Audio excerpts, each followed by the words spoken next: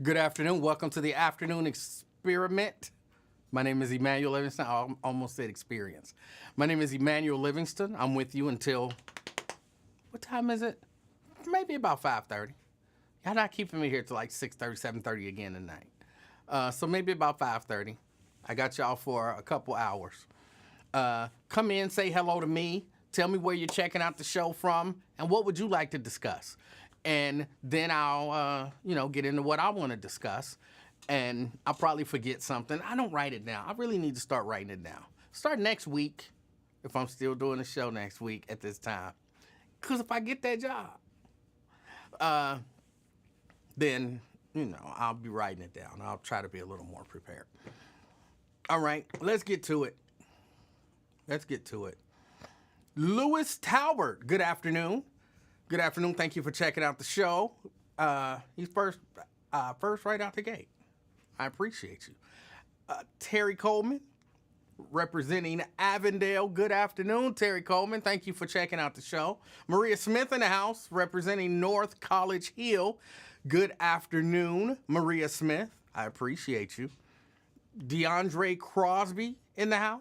Good afternoon, DeAndre. I appreciate you checking out the show. And rounding out the top five, so we blessed today. Dina Johnson, the angel. And we blessed because, we got Bishop talk today. Yes, I'm going to defend the Bishop. I don't say the stuff clickbait and trolling and all that. Okay, maybe I do troll a little bit. But I'll be serious some of the time. And I'm going to defend the Bishop today. No ifs, ands, or buts. If you don't know who the Bishop is, because everybody don't watch everything, everybody don't hear everything, I'll explain who the Bishop is. Miss Pittsburgh in the house. Good afternoon. Good afternoon. Carolyn Smith says good afternoon all. Good afternoon, Carolyn Smith. Wait a minute. Why I got Miss Pittsburgh twice? She says good afternoon, everyone. Here we go. And then she says, hey, Eman. Also, she said hi to y'all first. And then she circled back around and said hi to me. What kind of is that? Miss Pittsburgh? Miss Pittsburgh representing Pittsburgh. She said yesterday was her birthday.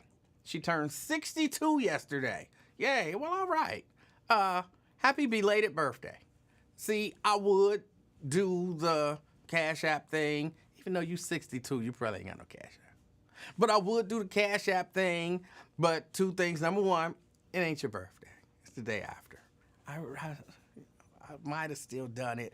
But then people criticized me for doing it. People said I shouldn't be doing that, having people give money to other people and all of that kind of stuff. So I stopped doing it.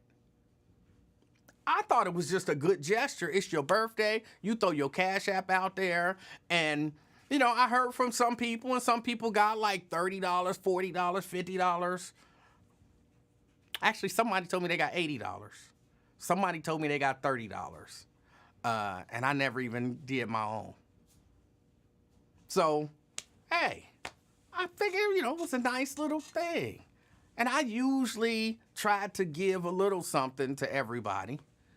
So I think for everybody I did, I gave them at least $5, I do believe. And if, 10 people give you $5, you can add. Well, twin, that's 50. That's 50. But happy belated birthday. Happy belated birthday. Andrea Bustle representing downtown. All right. She's representing downtown today. Thank you for checking us out. Ben Thomas. Ben Thomas representing Southwest Blue Hash. All right. You can't beat that. Good afternoon. Thank you for checking out the show. Phil say he leaving work. So he's representing leaving work. Okay. You can't beat that. Phil, thank you for checking out the show. Lamont Jones says, Grand Day, powerful royal people, where he's representing Dent. Good afternoon. Bonita Gaines out there in Roselawn. Good afternoon, Bonita. Good afternoon. And then Alethea Williams in the house with her lying ass. Talking about I'm first. No, you ain't first. Good afternoon, Alethea. Thank you for checking out the show. Regina Denson Griffin, representing Claremont County. Good afternoon. Thank you for checking out the show as well. Terry Anderson says representing downtown. Terry, you was up no, that was Terry Coleman. Okay. All right. I'm sorry. I apologize. Terry, good afternoon. Representing downtown. Good afternoon. I appreciate you. Nate Livingston says good afternoon. I'm going to assume that was a typo. He meant good afternoon. Says Toledo is here, so he's representing Toledo. Oh, you can't beat that. Good afternoon. Thank you for checking out the show. Jeannie Mulholland. Represent. How am I do that? I think Twin gave me his walking pneumonia. My throat hurt. I gotta go get a cane now. Okay, my throat don't hurt. It just hurted just a little bit when I did that little thing for Jeannie's name. Good afternoon, Jeannie. Happy Wednesday. Mary Birch Lavender, representing White Oak. Good afternoon, Mary Birch Lavender. Appreciate you. Tria Gangs in the house this afternoon, King and friends. See how classy that is? See, let me explain the class in that. First, she's just acknowledging that she wants people to have a good afternoon, but she starts out with me, and she acknowledges my kingship. That classy people do that, see? And she didn't just call y'all listeners or fellow viewers or, anything like that. She said friends, and there's a heart there. That's acknowledging all of you as friends and expressing love. That's class. That's class. We're going to get together and we're going to do a seminar. Okay? Tree going to teach y'all how to be classy for us all over. Tanika in the house. Good afternoon, Tanika. She's representing Orlando. She says, guess we enemies now. Why are you trying to force it? You want to fight. You want to be my enemy. We're not enemies yet. Just enjoy the now. I'll let you know when we enemies. I'll let you know. Just don't rush me. Don't rush me. Good afternoon. Thank you for checking out the show. Ben says, cash at me some premium cannabis. I don't think it works like that. Valisa Lovett, representing Blue Ash. Good afternoon. Thank you for checking out the show. I appreciate you. Oh, shoot. Jeannie is checking in. Is that from YouTube? So she checked in from Facebook, and then she checked in from YouTube. All right. Let me see. Batman, Danny B. Dozier, representing Westwood. Good afternoon. Good afternoon. Thank you for checking us out. I appreciate you. Jerika in the house. Jerika, she says, hola, me familia. Hola to you too. And she says, whose birthday was it? Miss Pittsburgh, right? Well, let me go back and just double check. I'm pretty sure Miss Pittsburgh, yeah. Miss Pittsburgh say her birthday was yesterday. She turned 62. All right. Oh,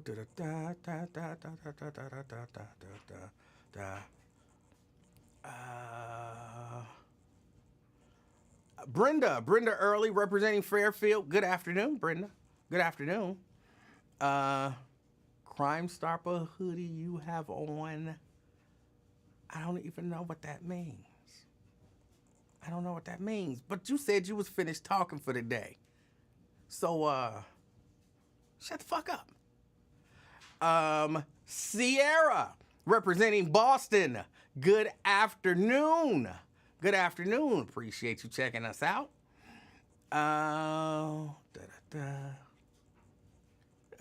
Yeah, it walked to me. Now I need a game. Jacqueline Carter, our own Wonder Woman. Good afternoon. Representing Evanston.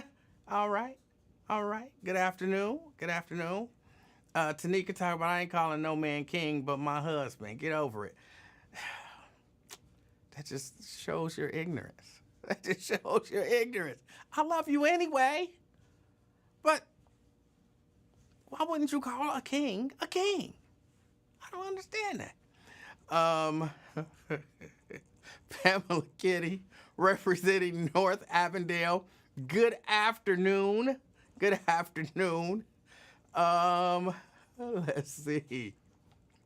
Let me see.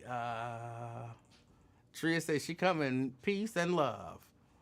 All right, with some laughter on the side. You can't beat that. E-flat Tay. E-flat Tay says if Cincinnati Public go back to Metro bus routes like back in the day, they wouldn't have kids hanging out.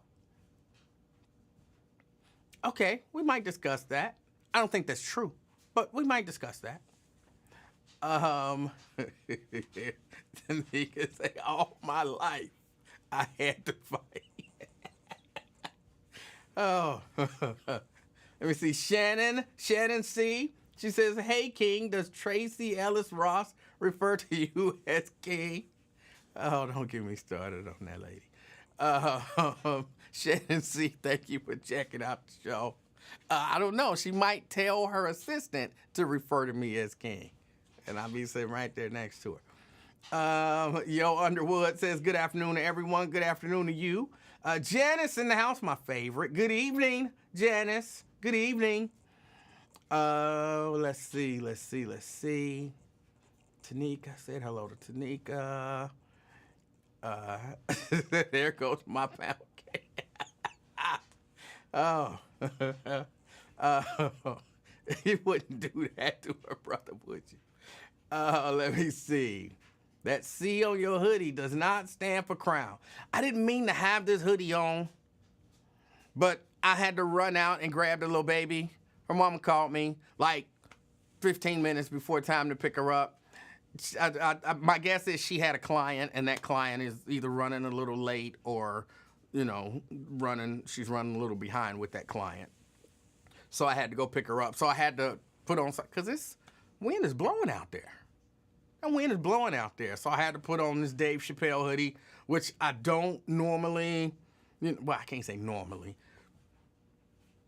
Someone gave me this hoodie, and, I appreciated it. It's a nice quality hoodie, nice heavy hoodie.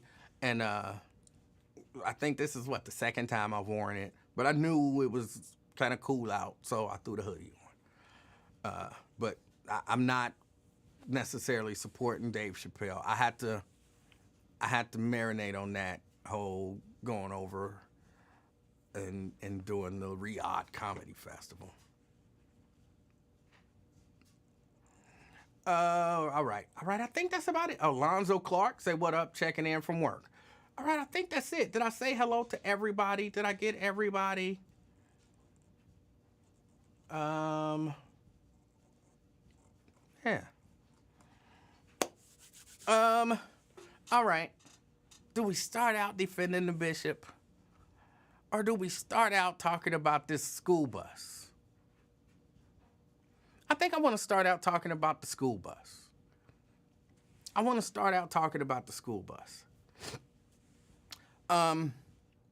If you didn't see it on the news, apparently on Mike Ballard in the House representing Woodlawn. Mike Ballard in the House representing Woodlawn. And I see Brenda Early. I think I said hello to Brenda earlier. So, all right, there was a school bus. I don't even remember what neighborhood this was in. I just saw the story. And the school bus, apparently allegedly the story is, the school bus had a substitute driver. And these were younger kids. So the school bus had a substitute driver. The substitute driver was given basically an old route, which had, I guess, been changed at some point during the school year. So the school bus driver was driving the route, stopping where the route told the school bus driver to stop to let the kids off. And the kids was telling the school bus driver, this ain't my stop. So the kids wouldn't get off, which kudos to the kids. Because I know some kids who probably would have just got off. Like, pull up, all right. And just got out and been standing there crying, So kudos to those little kids for basically saying, I'm not getting out. This is not my This is not my stop. Apparently, this went on, and the bus apparently, allegedly, was late. Like, I think when this happened, the school got out at 3:30. This incident happened like at 5:30. So your kid been out of school for 2 hours. You waiting for 2 hours at the bus stop. Your kid don't show up at the bus stop, and you see the bus. You see your kid on the bus. You flag the bus down, and whatever you do, you stop the bus. You block the bus with your car even. And now you outside the bus like, hey, lady, that's my kid in there. And the lady won't open the door talking about, show me some ID. You like, B, have some ID. You got my kid on this bus. My kid been out of school for 2 hours. The bus is late. The bus didn't stop where the bus is supposed to stop. Open up this door and give me my kid. And I hear people, why didn't they just show some ID? We would just show some ID and then everything will be okay. I want y'all to understand that might be kind of reasonable, maybe, but maybe not. Because again, like I said on Mr. Wyatt's show, well, I texted in, my ID don't show my kids. So what is me showing you ID gonna do? So I show you some ID, I just get to pick a kid? Because you don't know what kid is mine. What is showing my ID gonna do? Let's be reasonable. These kids was smart enough to say, this ain't the right stop. I'm not getting out here because this ain't where I normally get out. So we're not talking about a bunch of dumb kids who don't know who they are and where they supposed to be. All right? And at this point, number one, you late. You have to understand something is wrong. You know what I'm saying? If you sitting around, you rolling, and the kids is like, this is the wrong stop, lady. This is not where I'm supposed to get out, lady. We late, and my mama ain't here because this ain't where my mama picked. At some point, don't you say, as the bus driver, this is the route that I have. Something must be wrong. I'm thinking at some point, that's what you say.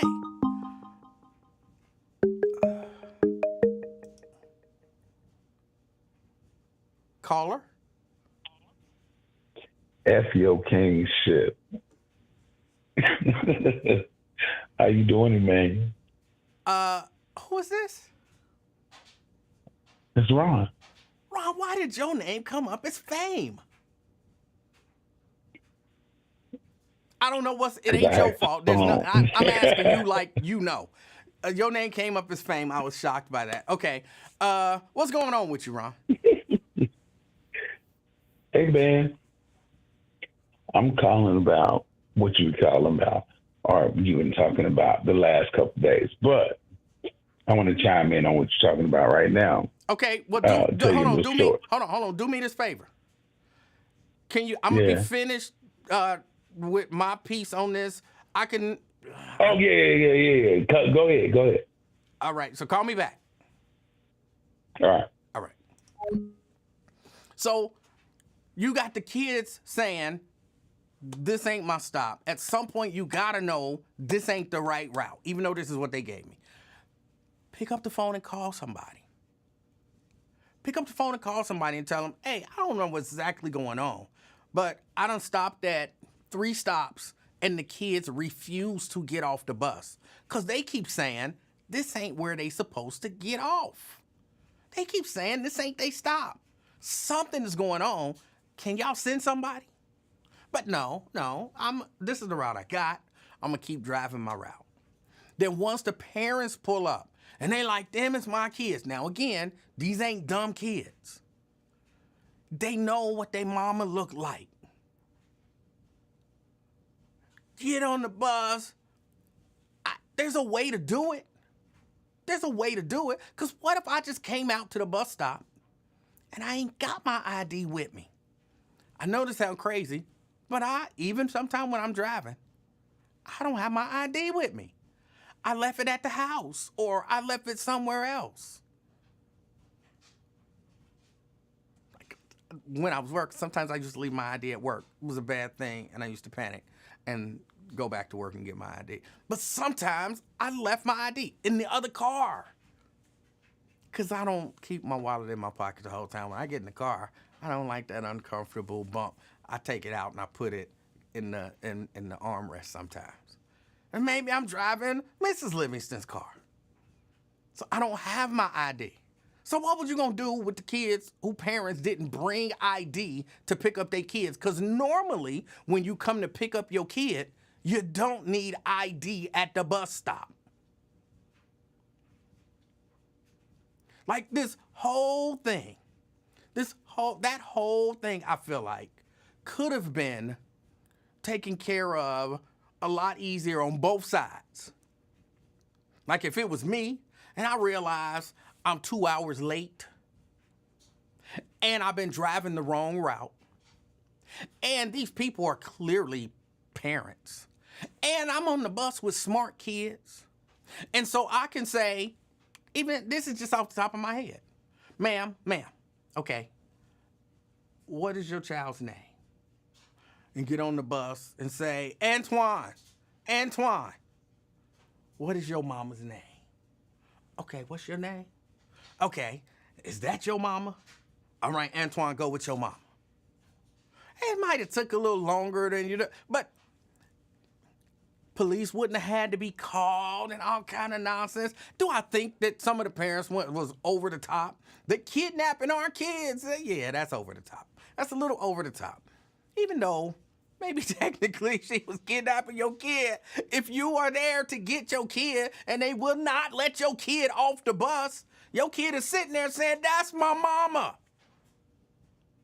The same kid that said, I'm not getting off at this stop because this is not my stop, should be able to, you should be able to trust that kid to say, now that's my mama right there. Now, yes, the crazy lady in the blue hoodie with the really thick glasses. That's my mama.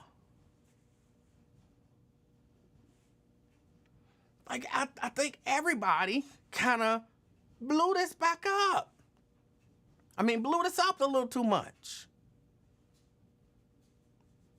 What was the ages of the kids? I don't remember what the ages of the kids was, but they was old enough to know not to get off the bus at the wrong stop.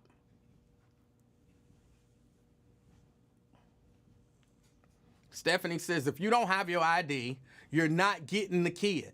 It's about safety for the children. All right, so if she pulls up to a bus stop, do the parents need to show ID for the kid to get off the bus? Because apparently she was about to put kids off the bus at a bus stop with no parents there. Because she was on the wrong route. And I've picked kids up from the bus for years, and not one time was I required to have an ID. Not once. So you can understand why that might be confusing for people.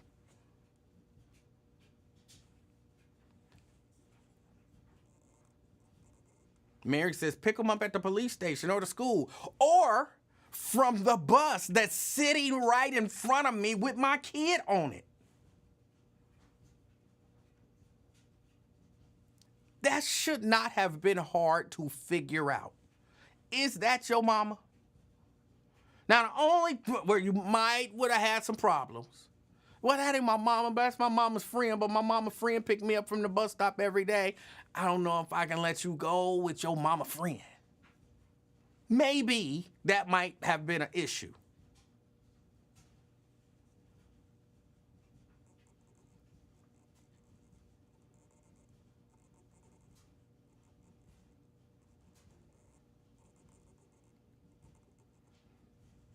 Mary says, or go to the wrong parent. So what do they do when they pull up at the bus stop and let the kids out? Do they ask for ID? Everybody say it with me. No. They just believe that these kids know who their parents are, and that's who they're going to go with.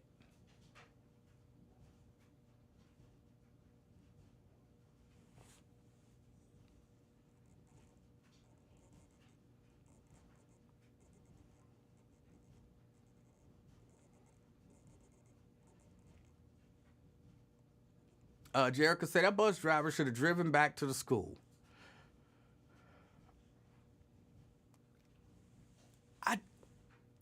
I know I'm weird in this way sometimes, but I think some common sense can kick in. Maybe the bus driver should have drove back to the school when she got to the very first bus stop and the very first kid said, "I'm not getting off. This ain't my bus stop. This ain't the way we normally go home." Then you look at your thing and you like, "I'm driving the right route.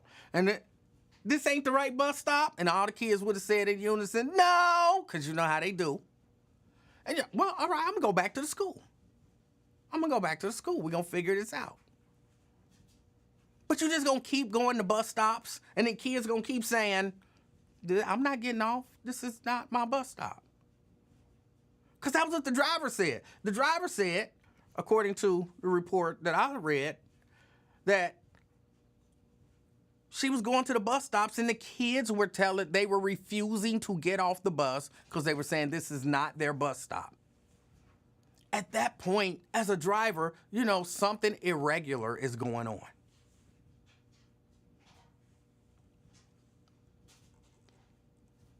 Karen says, "Waiting on my grandchildren now. Will you have to present ID for your kid to get off the bus?" Everybody say it with me. No. Exactly.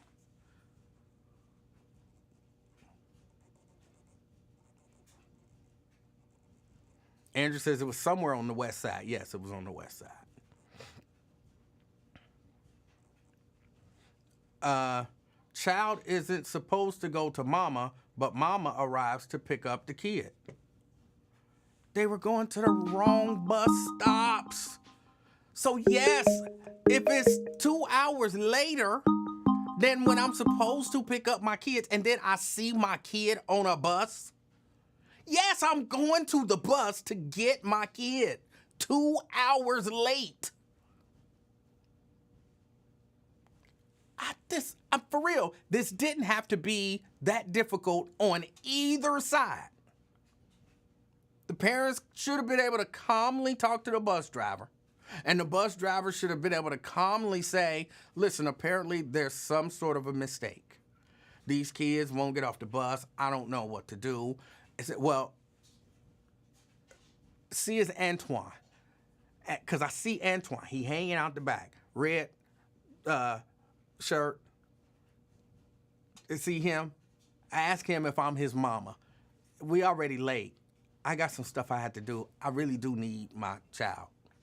You got some ID? I didn't bring ID to the bus stop because I didn't plan on buying no beer at the bus stop. So if I can just get my kid, who will verify that I am his mama, then we'll be okay. Like everybody could have calmly figured it out. It's just sometimes everybody be doing a little too much. Alethea. Wow. Hello, Eli. How you doing today? I'm doing all right. How are you? I'm doing wonderful. I disagree with you. I think you're wrong today. Okay. I do. I think the bus driver did what she felt she needed to do for job security and protection over the kids because she is, at that point, primarily over the safety and the welfare of a lot of children who she was put in place of temporarily. Mm-hmm. So when you're under, first of all, you can tell that they're late from not school, but probably from the transportation company because 2 hours sounds reasonable that you will have to replace a bus driver. And then she's probably thinking that what her job gave her was accurate. So nobody goes into, oh, maybe dispatch got this wrong. She knows her job. She did her job, but dispatch must have gave her the wrong information. So I'm pretty sure she dispatch has gave her the some wrong type information. I'm sorry? I said, right, according to the story, dispatch gave her the wrong information. But Right. hold on, let me but ask you don't know. Let me ask you this, because I just want us to use our common sense, right? So Oh, wait a minute. Wait a minute. You're not about to do that. Don't be bullying me. I You're not about to bully me, wait, Mr. asking Livingston. you to use common sense is bullying you? No, no, no. I'm saying what I wanted to say. Dispatch got it wrong, Okay, right? I But agree with that. she's believing that it's right to do her job, Right, but that's and like where. I said, But what I'm trying to say, there's not a Alethea. but in that. Hold When on. the parents came 2 hours late, she has no idea who parent is who, and you have to understand that these are very small children because older children, their parents are not at the bus stops.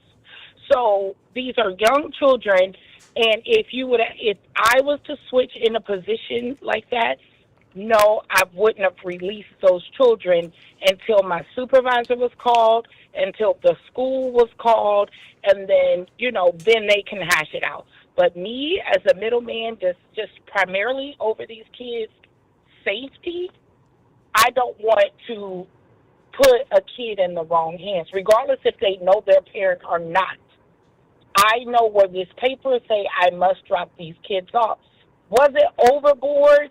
Yes, but I think the parents made it overboard. Of give me my mother effing kids. Yes. I get it. I get it. But I think she needs to be adorned for the good job that she did because she was like, wait a minute, these kids not getting off at their stop. So let me get information of what's going on. I'm about to just take them on back to school. That still would have been a problem. Even though she was taking them back to school, that still would have been a problem for the community that she was serving at that point. Yes. It was too dramatic that she was doing her job correctly. And again, oh no, I'm sorry. Go ahead and finish. I want you to finish. No, I'm done. Go ahead, Eli. You got the floor.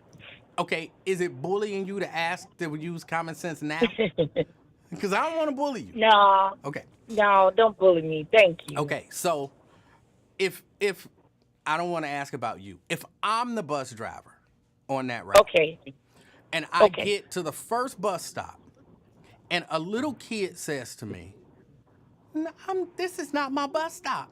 I'm not getting off here. This ain't where I normally get off." And you like, this is your bus stop. No.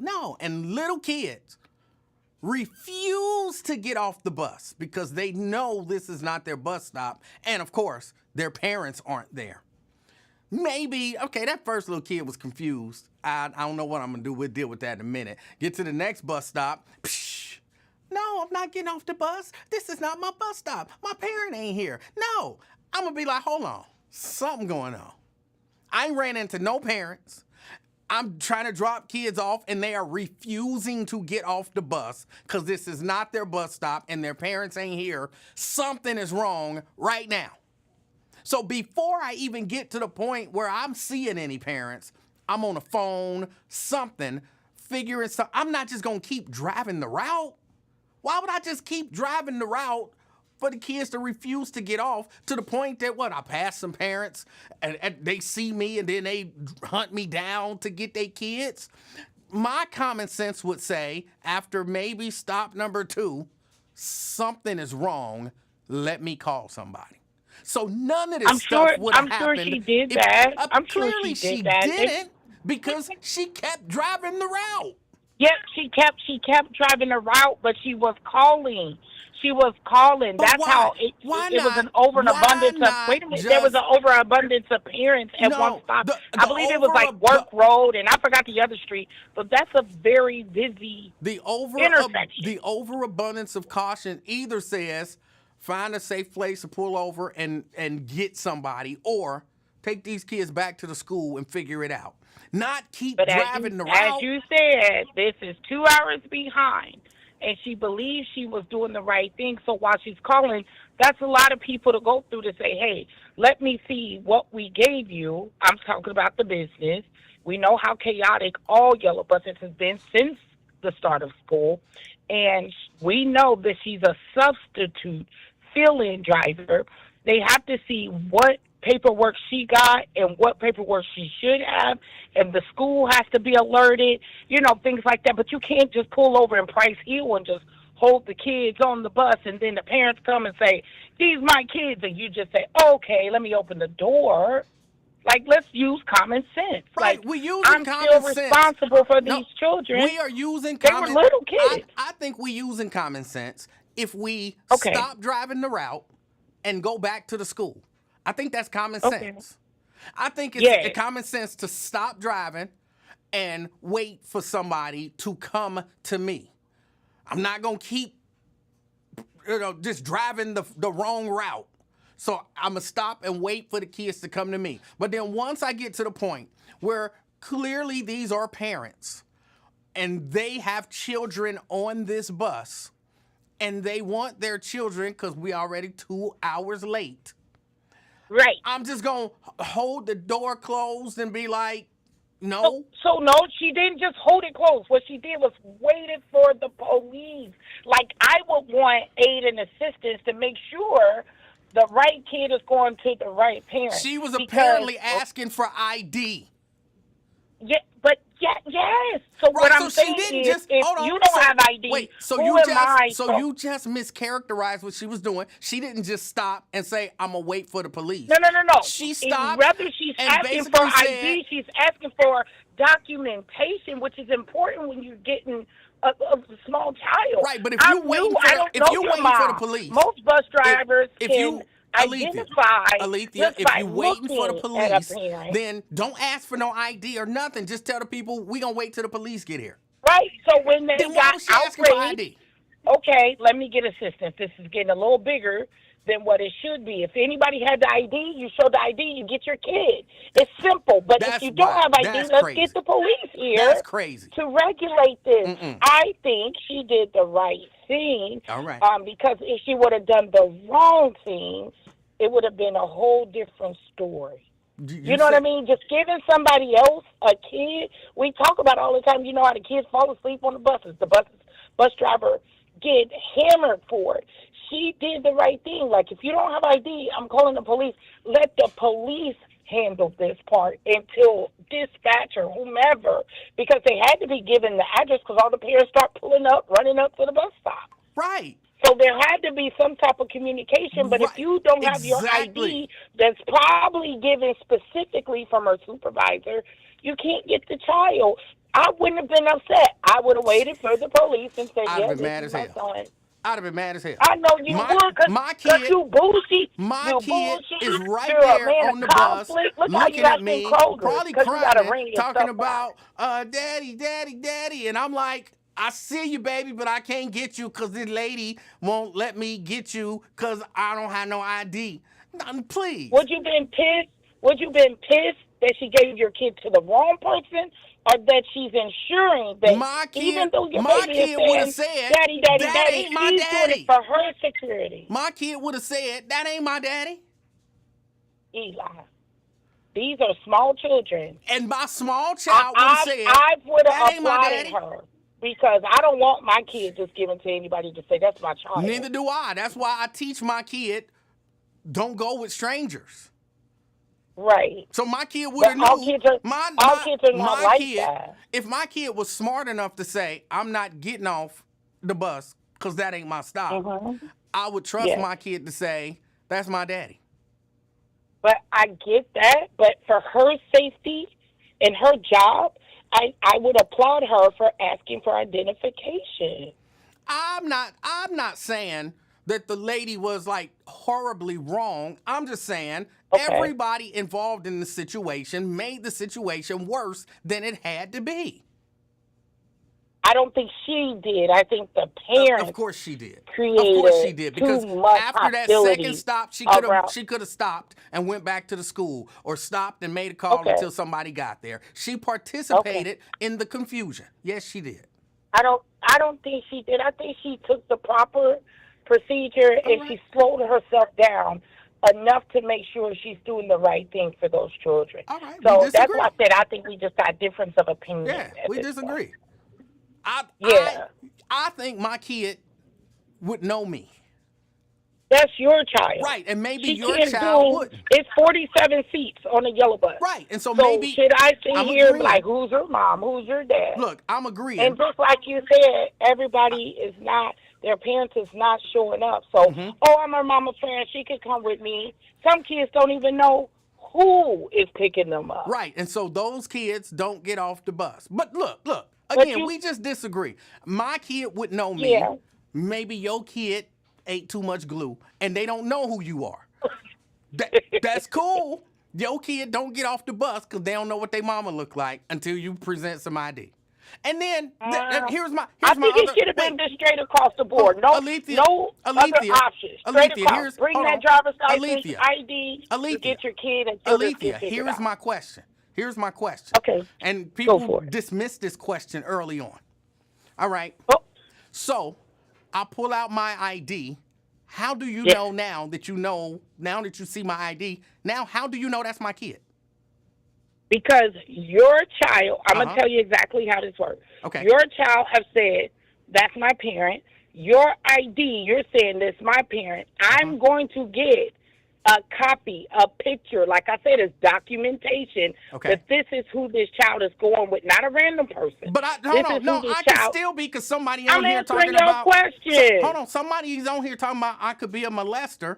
Watching the children on the bus. So, okay, I give you my ID and say Emanuel Livingston, you take a picture of it. Emanuel Livingston could be a molester.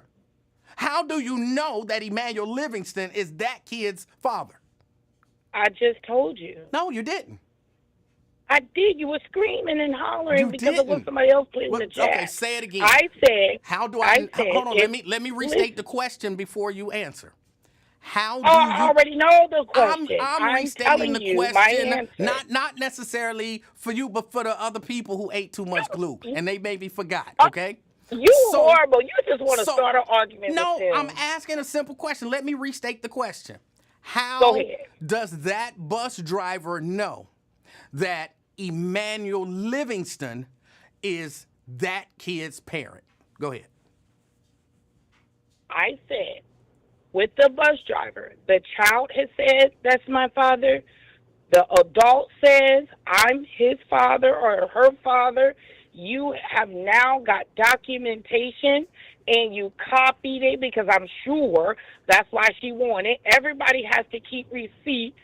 So now they have a leeway of who this child went with. There will be no confusion to that child of who did this child go with. There was still. And you got the information. Why couldn't they do? I just that don't answered you, make sense. and They that's could've- simple. I think so that in other woman words, did hold on. fantastic. So in other words, you're saying you're taking the word of the parent and the child that they are parent and child.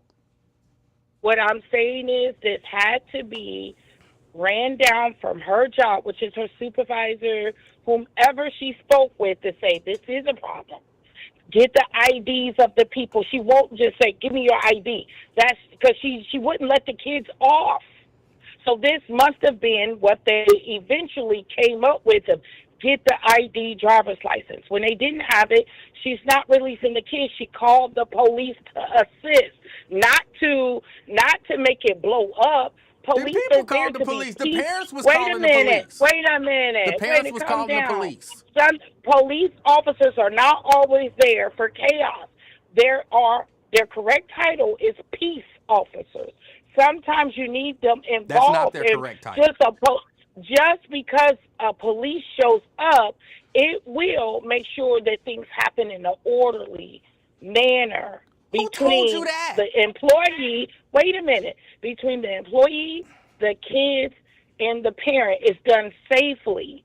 That's not to be a scary situation. People like you will heighten things where your child is now afraid and not knowing what's going on. But all the people are there for the right thing. The police officer is there for the right thing. The adult driver was there for the right thing, and the parent is there for the right thing. It's just people get so hot so quick, and they just ready to crash out because you're not doing what I want you to do, but she's still doing the right thing, so it doesn't matter.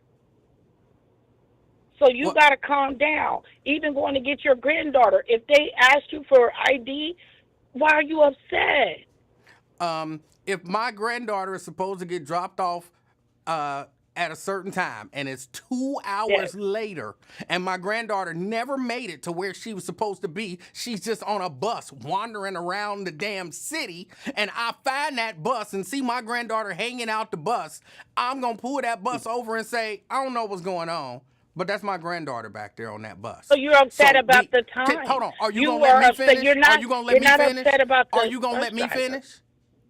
Of course I will, but Okay. calm down before you have to take some blood pressure medicine. I was talking quite calmly, and then you just decided to interrupt me. You want to bully me for go no ahead. reason. Oh, that's your call. For no reason. You just want to pick a fight. I was calmly talking about my wonderful Now you're grandchild. talking, this the Eli I'm used to. I'm just saying. So if it heightens a little more, I think you're talking to Twin or Ron. I was calmly talking about my wonderful grandchild on a bus meandering around the city that I happened to see. And so, yes, when I first get the opportunity, I'm going to let the bus driver know, I'm sorry, I don't know where you think you're supposed to be, but you're not in the right spot. Your smart ass mouth. That's a smart ass. You being a smart butt. What are you talking about? And the thing is, why are you interrupting me again? You're interrupting me with insult. Okay, I'll be quiet. Go ahead. I'm about to mute, so I'm going to still be talking, but I'm going to mute it. I'm going to say, I'm not sure where you think you're supposed to be, but you're not in the right spot. Her bus stop is all the way over there 2 hours ago. You need to figure something out, but that's my granddaughter on the bus. I would love to take my granddaughter home. And hopefully, me and the bus driver can have a conversation, not through a locked door where I got to beat on the door and all that nonsense. We can have a conversation, and that little baby can say, this is my grandfather, and this is my whoever. If I had to, make a phone call or whatever, like, hey, little girl, I'm on the bus with this little baby, and they won't, whatever. But it don't have to turn into no big scene if everybody involved can just calmly talk to each other. That's all I'm saying. Are you done? Yes, I think so. Okay. Well, I could see that of you approaching the bus. But if she says at that point, I just spoke to my supervisor, and they said the protocol that we have to go by is I need identification. And to release the kids, if you don't have an ID, you can't get the kid. So at that point, you still should remain calm because she's telling you professionally this is protocol right now.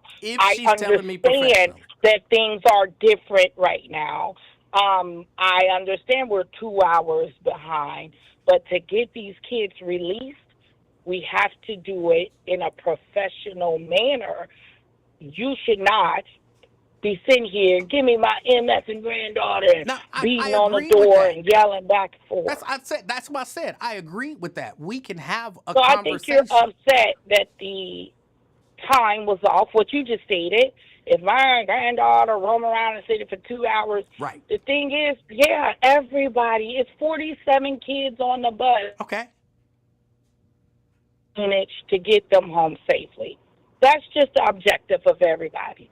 So just hold up and wait. I'm just going, can I ask you a question? You may. Do you think all the parents just magically showed up to this one bus stop? Or do you think they were informed of where that bus was going to get the kids properly released? My guess, and this is just a guess because, of course, I wasn't there and I haven't heard.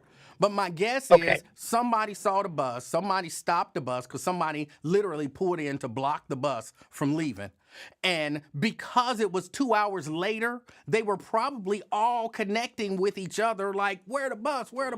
So they had phone numbers and all that kind of stuff. So when somebody saw the bus, they probably called somebody else and said, I got the bus. It's over here on Waterhouse and 2nd. All right. And then they told somebody else and they told somebody else. There was probably not a call to all of those parents from the school or from the bus driver or from the bus company. Eli. By the way, your bus is over there on Waterhouse in 2nd.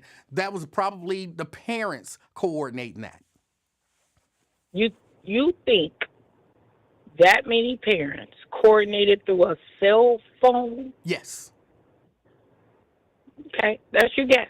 Yes. I can respect that, but I don't think that's what happened. My guess is, Okay, yeah, because I was I about to say, please believe tell me who you think called every one of those school. parents.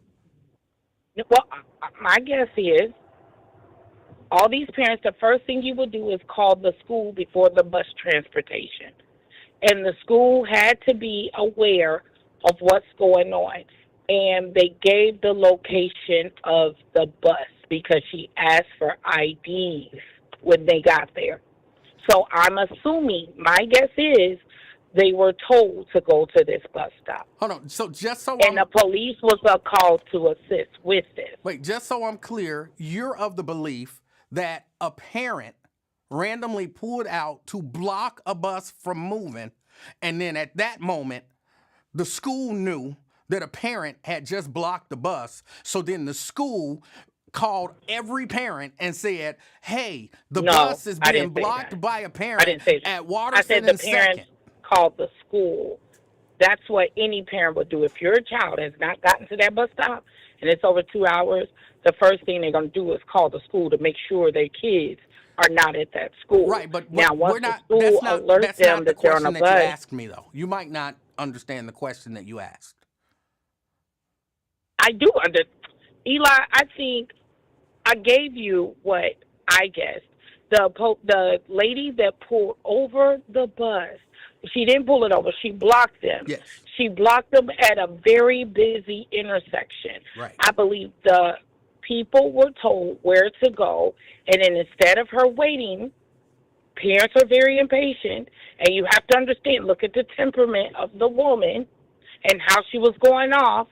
She was unable to cooperate with the bus driver who had her child on there. Which is So, yeah, unfortunate. she did block the way of the bus, Right. but she blocked it in the way of a busy intersection. Buses cannot release kids at a busy intersection like that. I believe what happened, she blocked them from where they were told to meet, and that's why the parents start running up there, because she was going to another point, a safe point. Protocols are in place for transportation drivers. My guess You is can't pull up to a light, a busy four-way intersection, and say, oh, yeah, this is the spot. So you got your guess, I got mine, but I think she did great. It's just my opinion. So now they worried about protocols after being 2 hours late, trying to drop kids off at the wrong bus stop. Now that the parents is there, now we worried about protocols.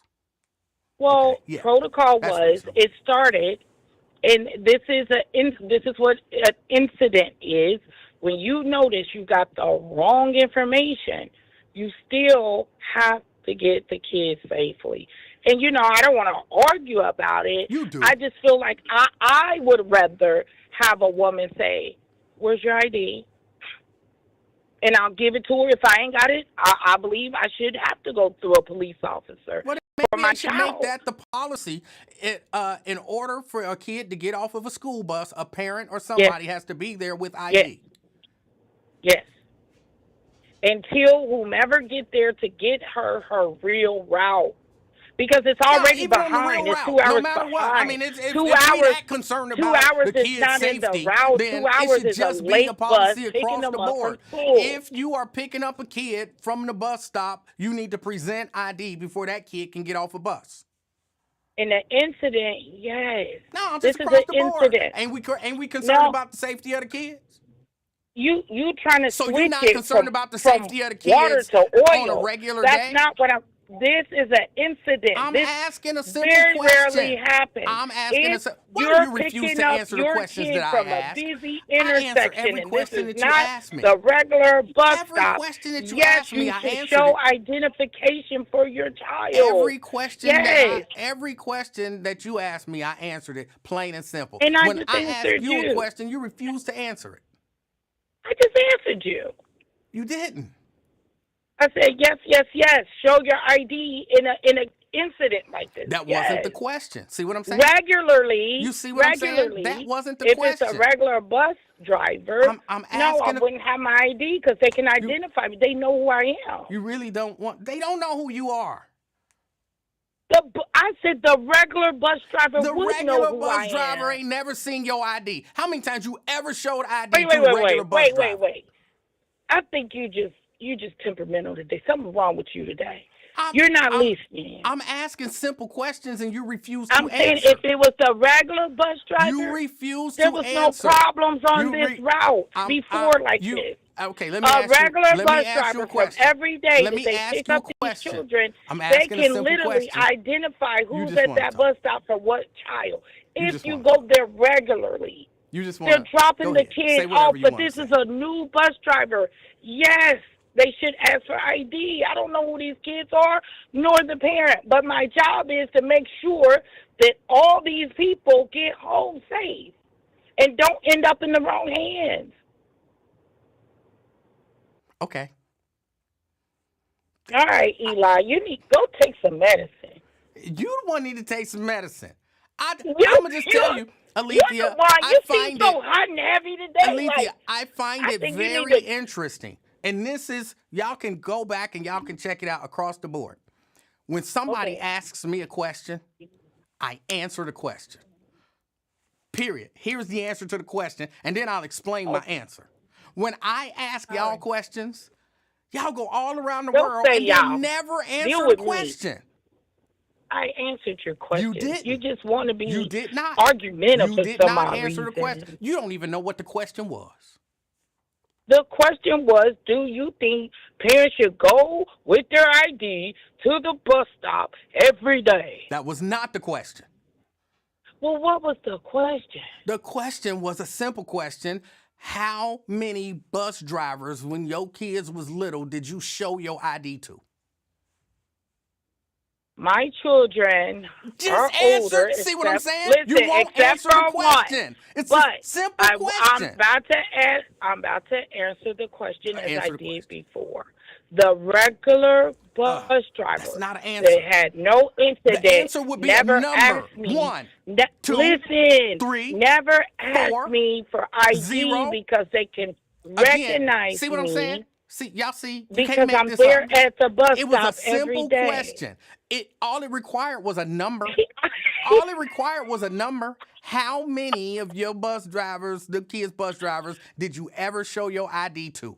0, 1, 2, 3, 4, but this is 5, not. 7, this is not 12. the case, though. You're trying to compare apples and oranges. Say 0. That's their then bus driver. 0. But say if 0. I stop the bus you on don't the answer side the of question. the road, See, that's what I'm talking about. I should have to show Just my ID. don't want to answer the question. You don't want to answer the question. I appreciate it. I said I never show my ID to their regular bus driver. Again, that's but some sort of a caveat. what does that have to do with the incident? It wasn't the regular bus driver. You didn't want to answer the question. It wasn't the regular bus stop. I understand it. What does that have to do with anything? Again, I asked you a simple question. You didn't want to answer the question. I answered it. I get it. Yes, I Enjoy answered the rest it. of your day. And, we'll move on. I asked a simple question. 0. That would have been the answer. 0.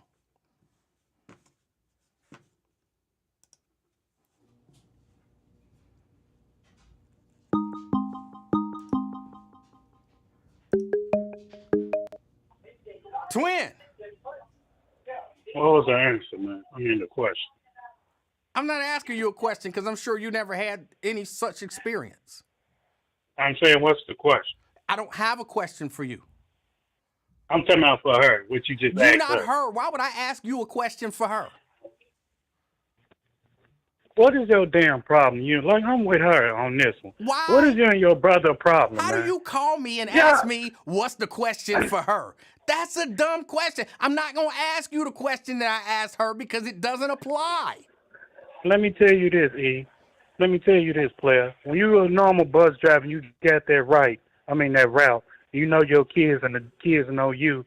Of course they ain't going to ask for ID. But when you got a substitute bus driver, of course she don't know the route like that. But you know what? We got some smart, intelligent kids. That's not our stop. That BOGO them stop. I don't live there. I live up the street. Well, do you know that guy? Yeah, that's my Uncle Ray Ray. Is it? Yeah, it's cool to get off.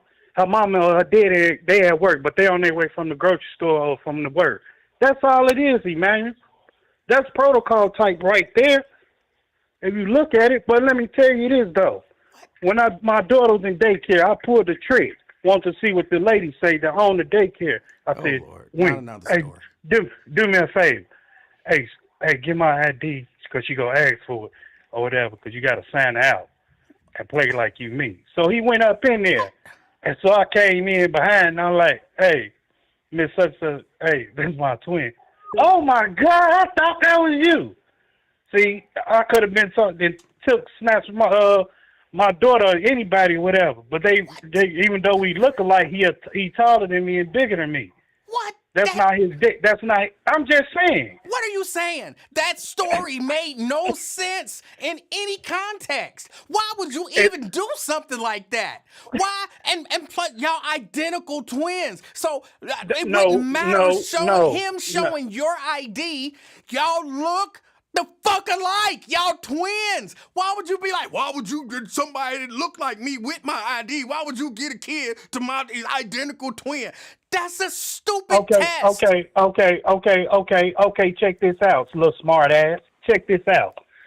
What if I wouldn't ever came up there? What if I'd have came up there? My brother took my daughter, right? What if I'd have came up there and like, where my daughter at?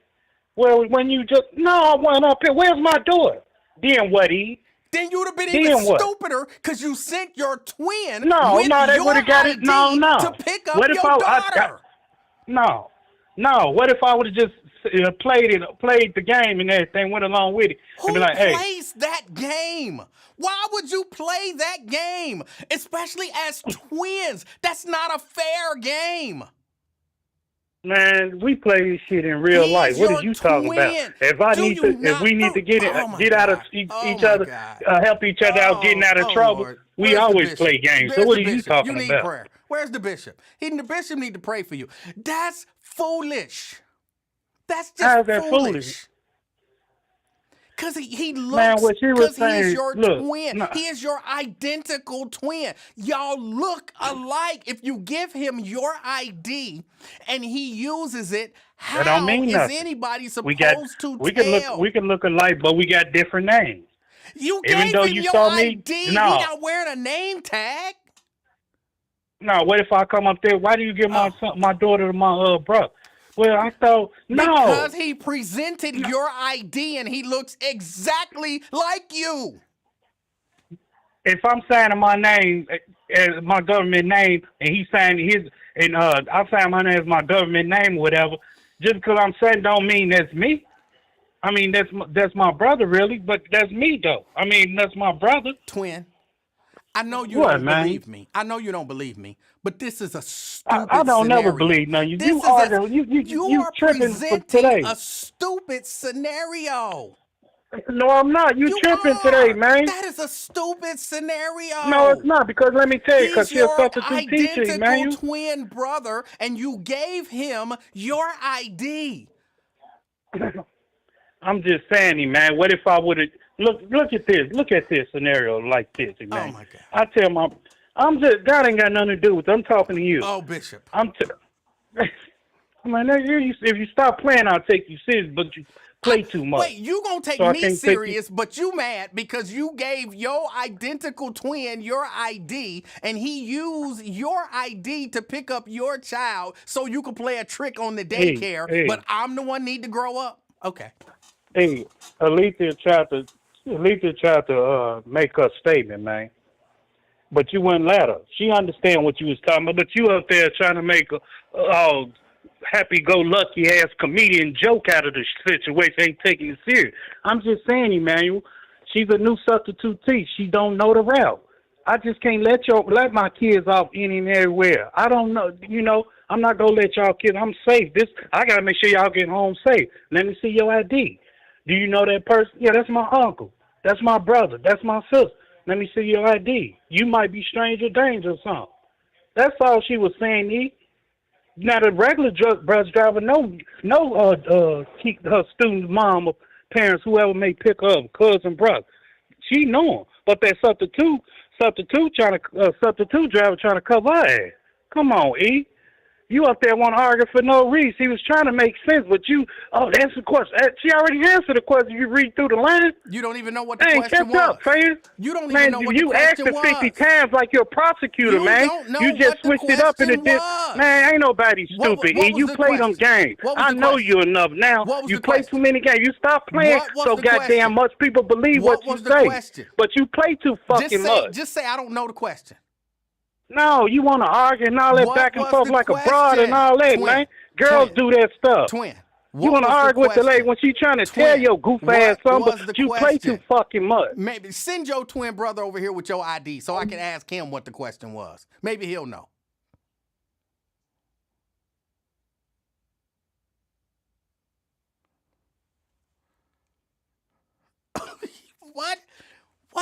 What happened?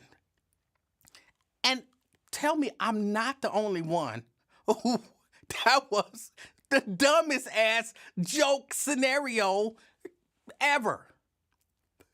And I really think he just made it up. Because I'm beginning to think that he just make up stories. To have something to fit in every scenario, that's improbable.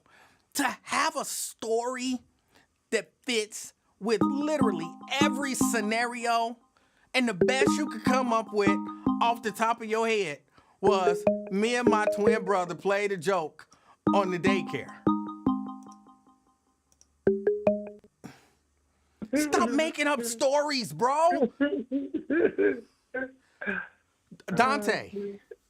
What's going on, brother? How you doing? Hey, man. I love it. No, but seriously, so like being a bus driver, there's protocols to this stuff.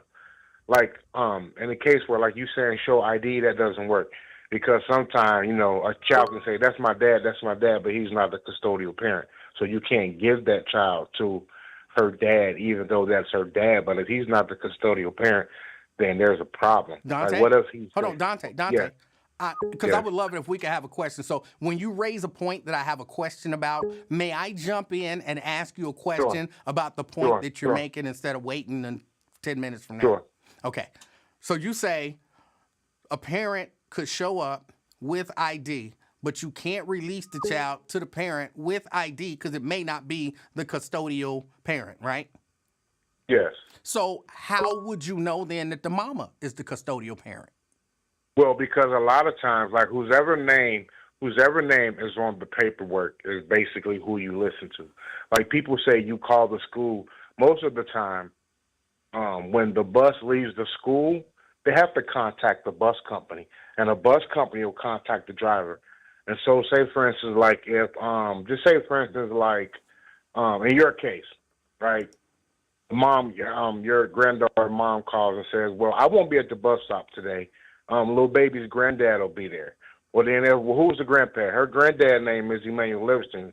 So when she pulls up to drop her granddaughter off, she said, I see your ID. She was released to Emanuel Livingston, which is who the mom said she would be released to. Okay. You can't just say, this is my daughter and show your ID, because what if you give that man his daughter and he's not the, quote, custodial parent? Now he has an Amber Alert for little Brittany and the black Honda. But that was her dad. Hold on. You might have a point like there. That. Let me ask another question, because this will help me understand. All right. So when she started driving the route, she stops at the first stop. Kids get out. The kids say, "This ain't our stop." Who? Because there was nobody there waiting for the kids, but she was gonna let the kids get out. Whose ID was she gonna ask for at the bus stop with nobody there that she was trying to tell kids get off the bus? Well, my thing is, I don't understand why she's asking for ID, because most of the time when kids get off the bus, they walk home alone. That's why on bus stops, kids are not on most cases, unless it's like a cul-de-sac or a very like non-busy street. You're not allowed to let kids off the bus where they have to cross over. It's the same way in the morning. kids don't get on a bus where they have to cross multiple streets. That's why Right. they get off. Like, basically, they try to keep kids where they walk out of their door and they walk to the bus stop without crossing the streets for safety issues. Right. But so in most cases, nobody is at the bus stop waiting on a kid. In some cases, it is, but in most cases, it's not. Now, if this is a substitute driver, she may pull up to a spot, where a kid's like, this is not our stop, because she don't know the route, and she may have streets mixed up.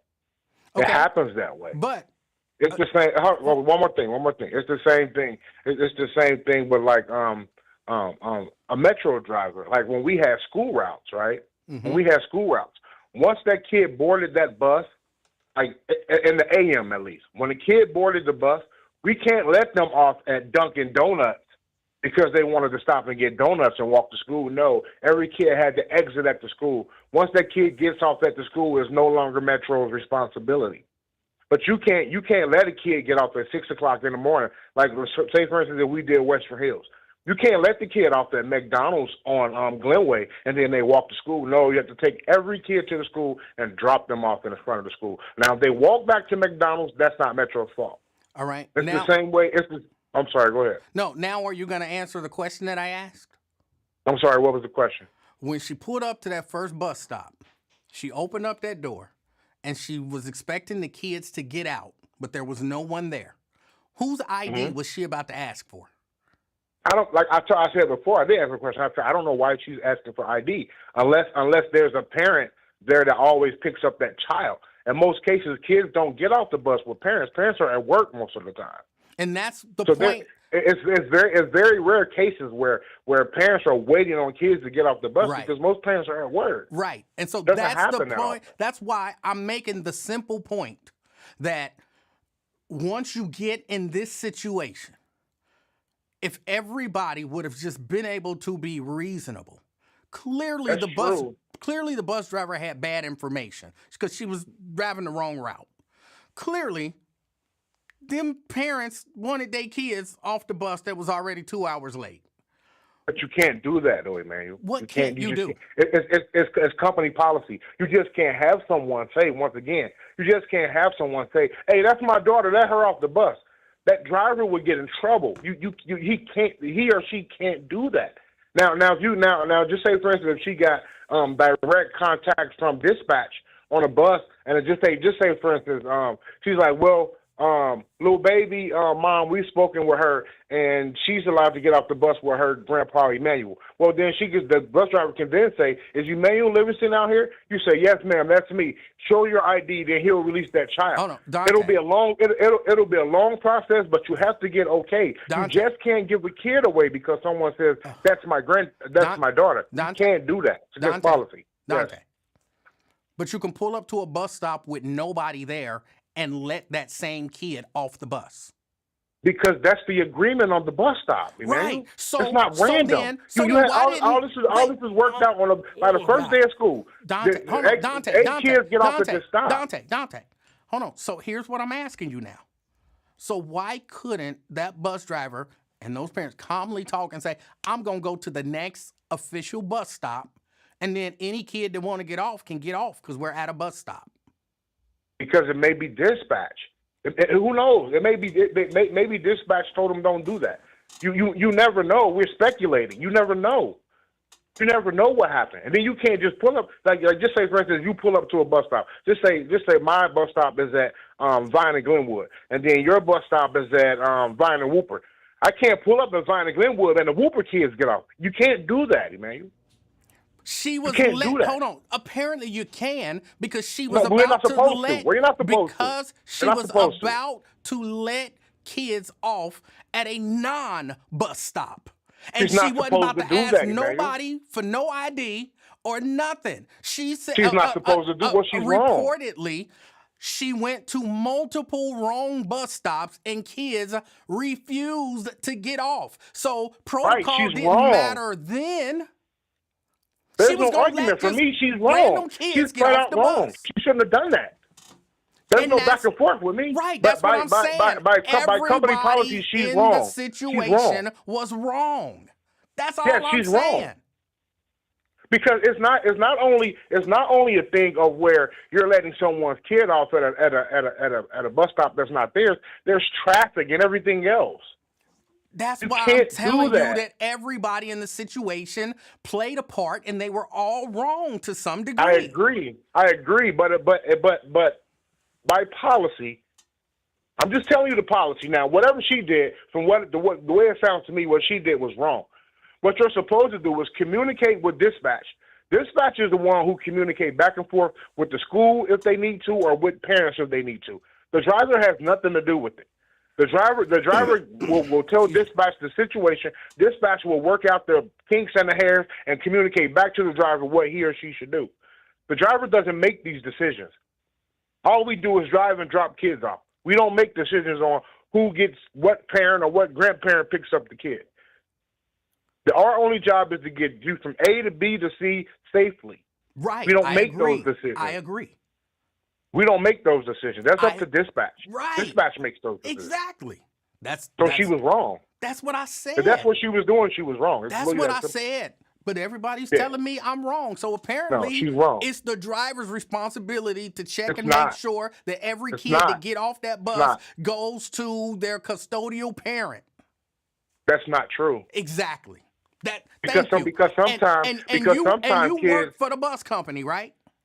Yes, because sometimes kids get dropped off at daycare, and it may be 2 or 3 kids that go to the same daycare. It may be a daycare worker that pick them up one day. It may be an instance where mom will call like, "Well, hey, I'm out Friday. I'll be at the bus stop." There's many variations. It's not the driver's call, and that's on the paperwork in the morning or in the afternoon before they leave. Thank you. If someone's going to be at the bus stop or if grandma's picking them up, or in some cases you get calls saying, little baby won't be on the bus today because her granddad's picking her up from school, and you'll have that, so you don't have to go to that stop unless there's multiple kids that get off at that stop also. There's many variations, but it's not up to the driver. It's up to dispatch and the bus company. Thank you. Thank you. All right. And you work for a bus company, right? Yes. So you know these policies and all that stuff. Yes. That's how it goes, man. Thank you. Yeah, the driver. It's like sometimes when people like get into arguments and back and forth with bus drivers, it's a thing where it's not our fault, but we're the face that they see. So we're who they take their anger and disparities out on, because we're the face of the company, because we're the only person that they can contact. So they get angry with us, but it's not our fault. Thank you. It's just how it goes. All right. Thank you, sir. Peace. All right. Now, you wrong too, Dante, because you said what I said. So you wrong. You are wrong. Now, again, I agree with Dante. That driver was a little out of order. I agree with me. Those parents was out of order. Now, for those of y'all who saying I'm wrong, explain to me how the driver was not out of order. Or you might be saying I'm wrong because you think the parents was totally in line.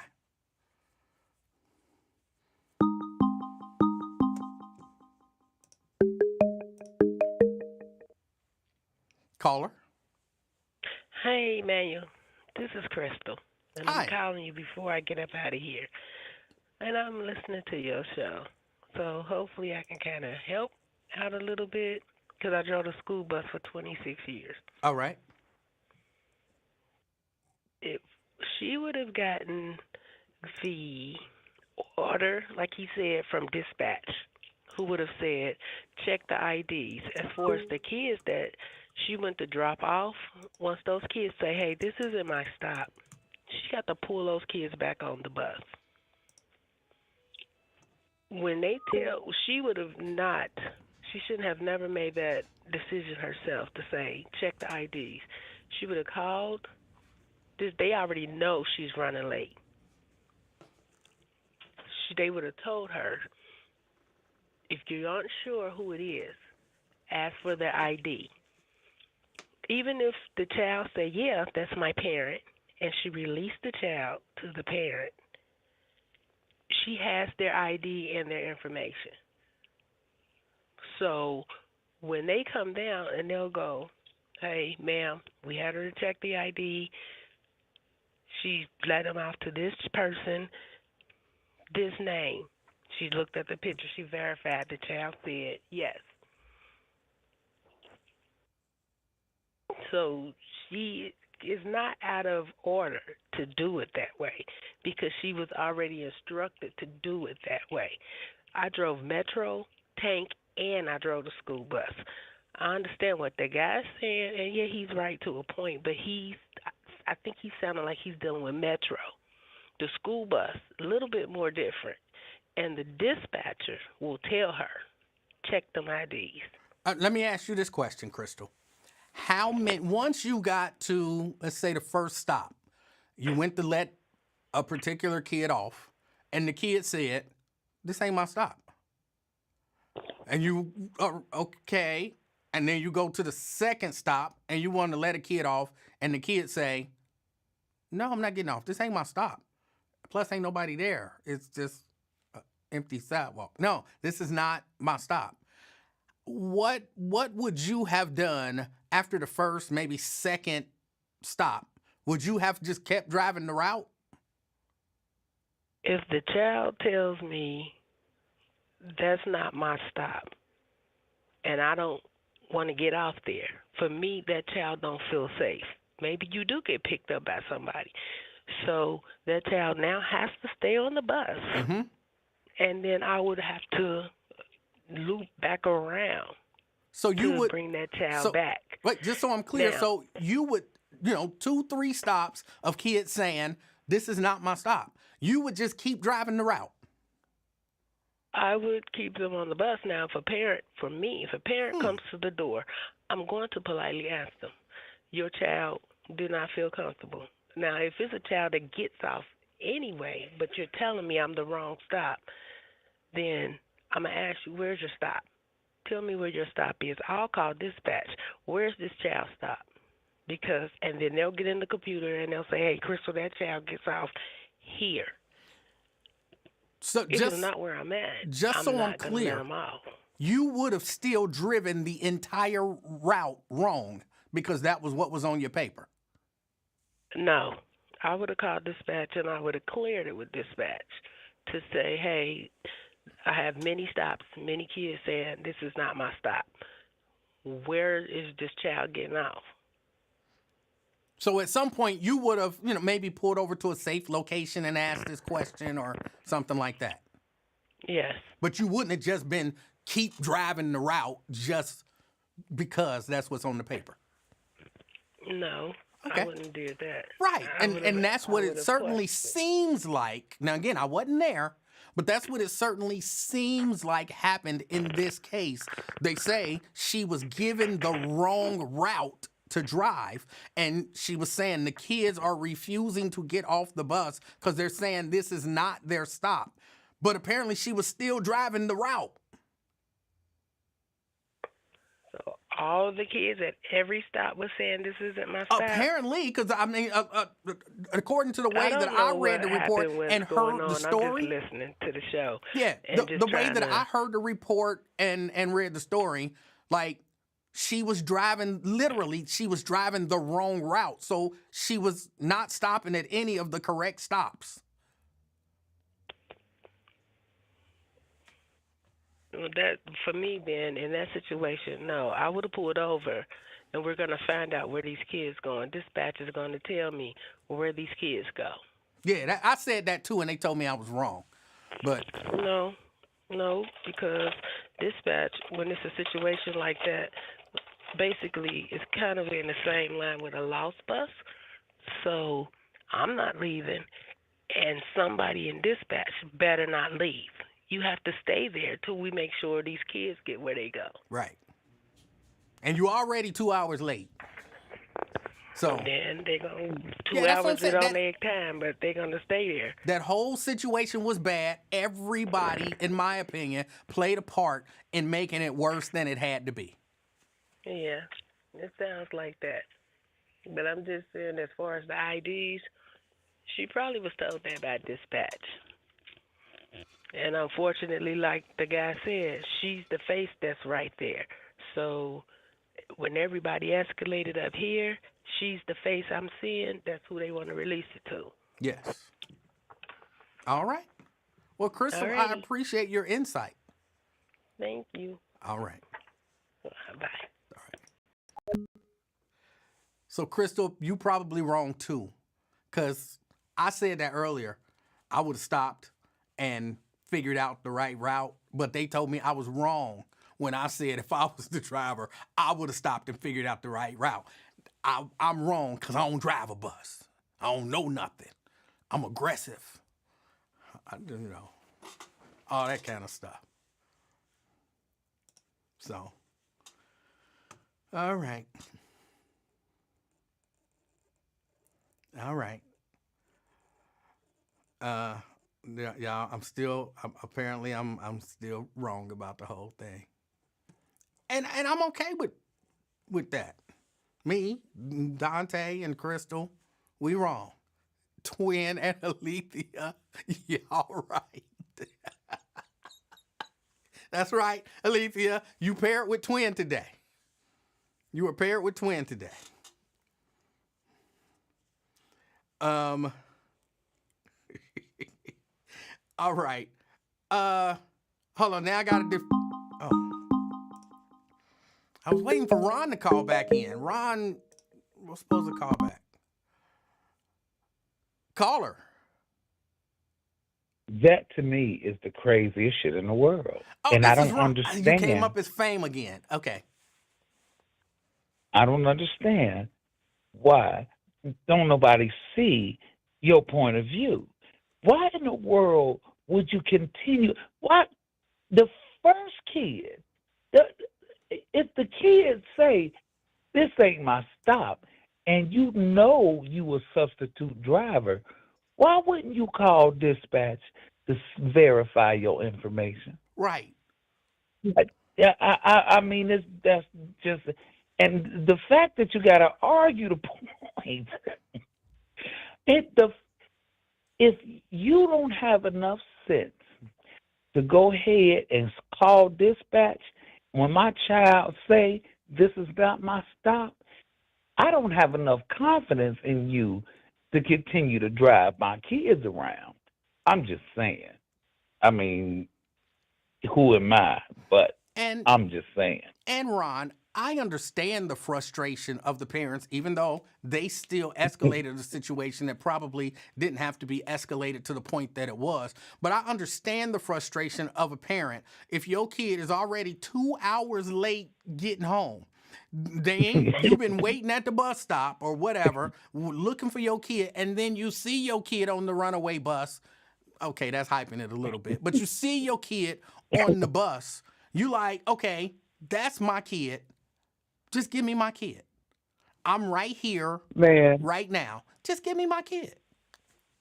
We moved from Silverton to Fairfield.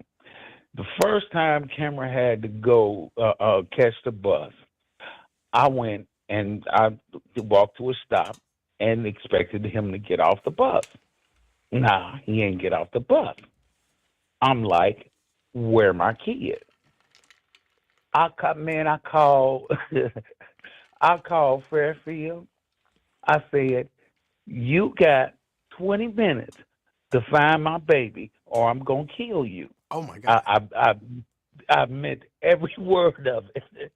Man. That's excessive. And the next, and of course, he got off on the wrong stop. But that's the frustration of a parent.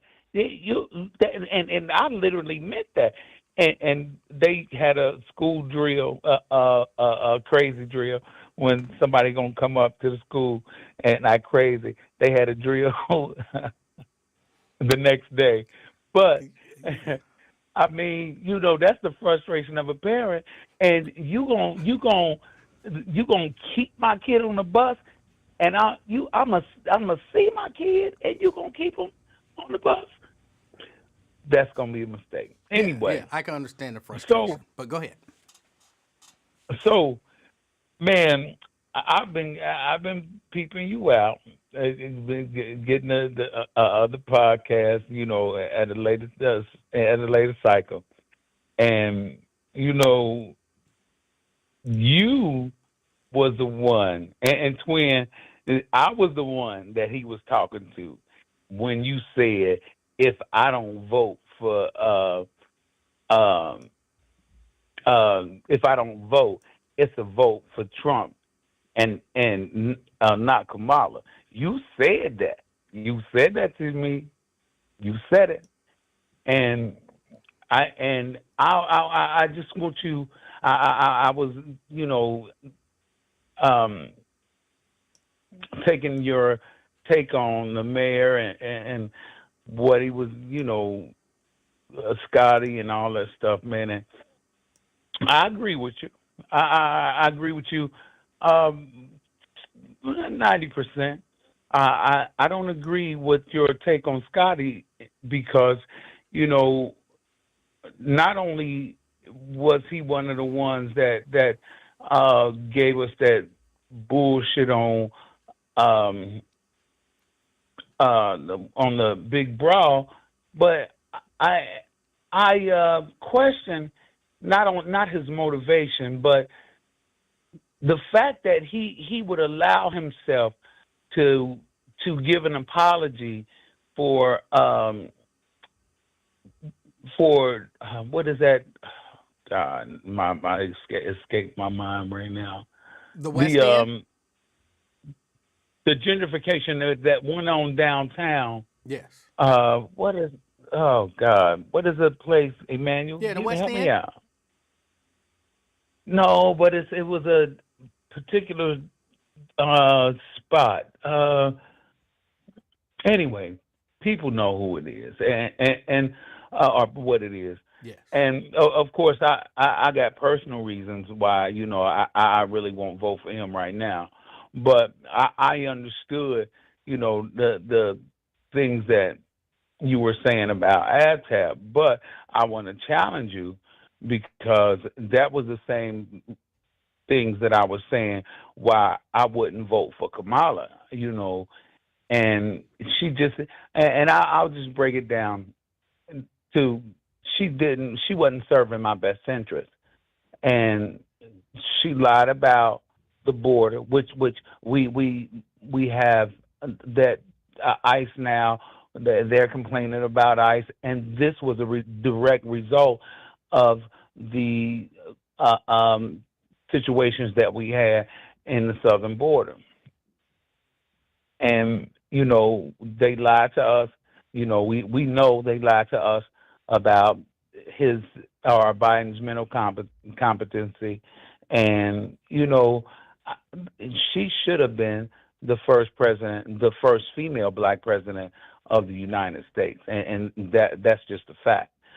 But I just take issue with what you were taking issue with me about me voting for Kamala versus or voting for or not voting for Trump or Kamala versus why you saying why you wasn't voting for AbTab. I mean, I just wanted to point it out to you. Well, I am not voting for Bowen. Yeah. Yeah, I picked that out. That's right. So I appreciate that. I appreciate that. But and one other thing, Yes, sir. I keep Jericho out on Wire show, and she was saying that she almost hired somebody that was Black MAGA. And I cringed at that thought. Yeah, I would cringe at that thought too. The thought of hiring Black MAGA, that's cringeworthy. Yes. Yeah. Just because of a person's political affiliation, you're not going to hire the best person for the job or hire a black man just because of his political affiliation. I just thought that was really petty. I thought it was really petty. Well, but I'm not sure if it's. Hey, what's up? Hey, somebody wish me a happy birthday. I'm great. Go. Okay. I'm gonna holler back at you. All right. Want it? Hold on. Today's your birthday? Yeah. Oh, well, happy birthday, bro. Why wouldn't you tell me that? Oh, happy birthday. Or why would I tell you happy birthday? No. I got somebody wishing me a happy All right. birthday. All right. I gotta holler back. All right. Well, honey, Why wouldn't he tell us it was his birthday? Caller. Don't you hang up on me again, mother effer. I don't know who this is. Hang up on me again. That is not a good I twin said impersonation. I was going to play on your phone. Don't hang up on me no more, Eli. Oh, that was Alicia. Because she refused to answer the question, I had to move on from her. Okay, so that's that. Happy birthday to Ron. Somebody's wishing him a happy birthday, so good for that. Now I need to defend the bishop. I know not everybody saw this, and I don't actually have a clip of it or anything like that. But Bishop Marvin Winans. Apparently, there's a clip floating around of Bishop Marvin Winans, and it looks like he's admonishing somebody for not giving him a full $2,000. And people mad, like, that's why I don't go to church now. That lady's giving her hard-earned money. And she's giving like $1,200 and some change. And it really seemed like he's one of those, money mongers, and, he's belittling her for not having the right amount of money to give. And he's telling her, I said to give this much money and $2,000, and you only giving $1,200. If you hadn't read, hold on a second. Hold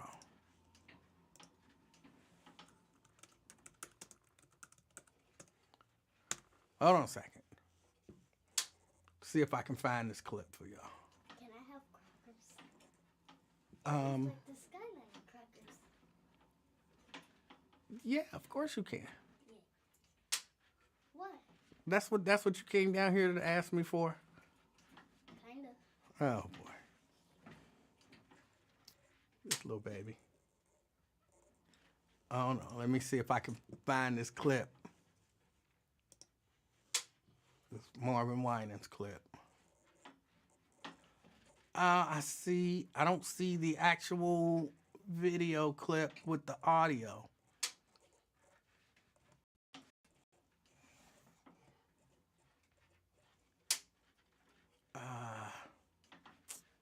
But anyway, that's not actually what happened. According to Bishop Winans and this lady, yes, he was raising, I'm going to say an offering. I forget the exact terminology that they use. And what are you doing? Why are you clicking that? I'm changing. She's on the elliptical. And, that's it. You about to knock my light over. That is not funny. Oh, no. Little baby causing havoc. Oh, look at that. What? All right. Now just leave that alone. Just leave that alone. You'll knock my light over. Oh. You knocked the water down. Because of you.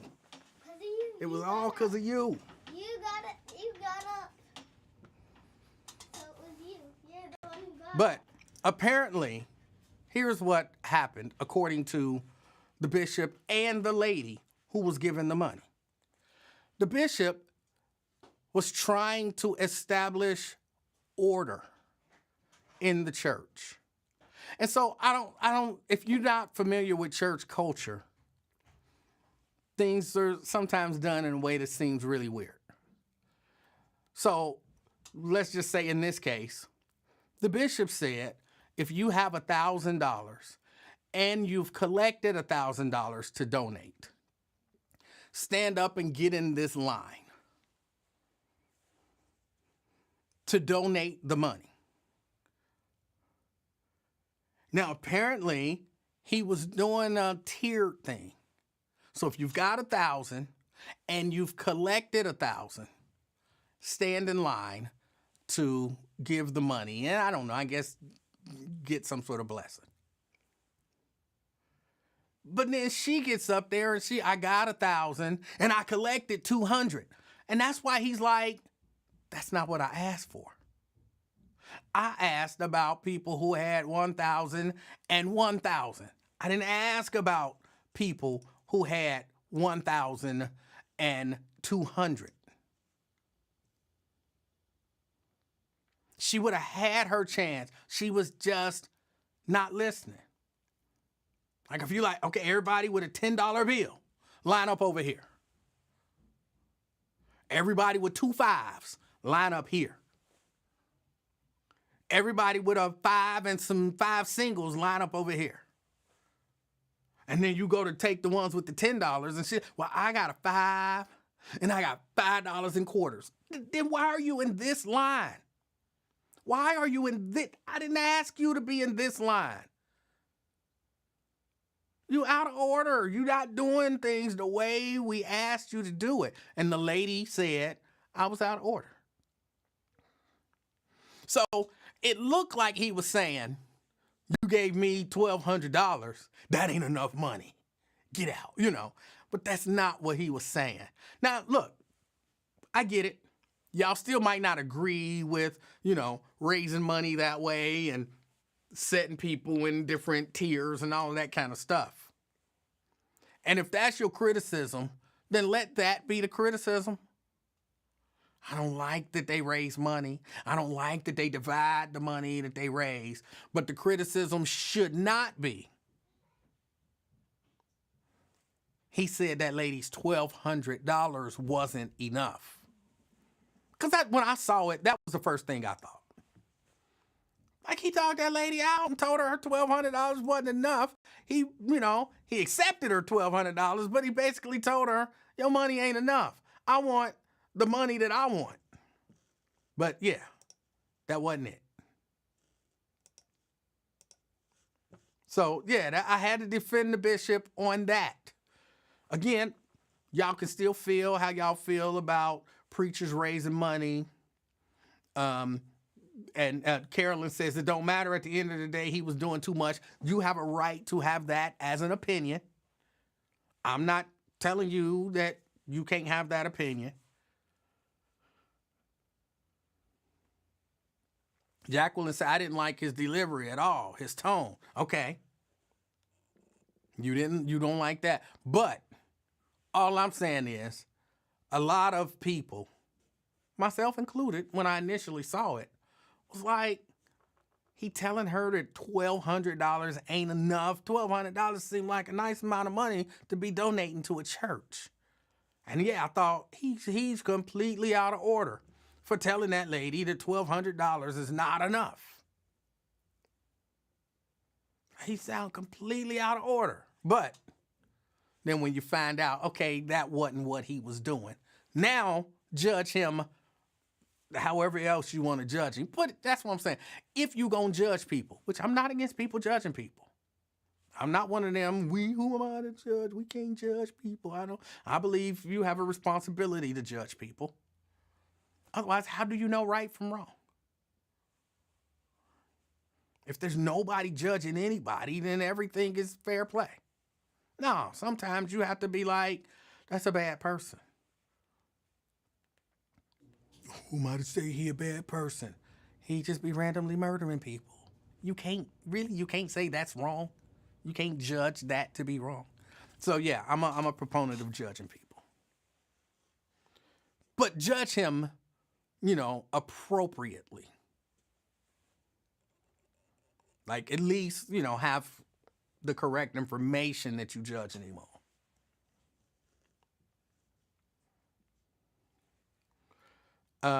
Tanika says, I just think churches need to stop recording this part of the service. If not, people can slice and dice videos to fit the narrative. I kind of agree with that. I think one of the reasons that churches won't not record and or play that part of the service is because they're hoping that people will see that part of the service and then participate in giving on their own. Like, what? They giving $2,000? I'm going to give $2,000 and get my blessing. You know, it's electronically, so I'm going to do my donation electronically. You know, I'm in Florida, but I'm going to still do it. I'm in Texas, but I'm going to still do it. So I think that's probably why they still record and or do that part of the service either live or recorded, so that anybody else who wants to donate either can donate or that might even lead someone to donate. I think that's why they do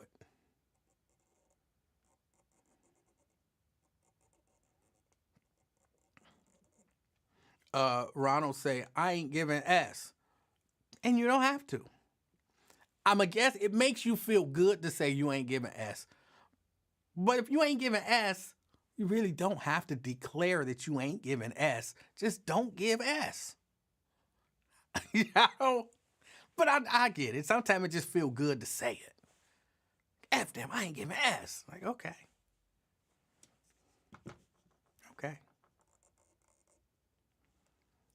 Twin says, oh, we know you judge a lot.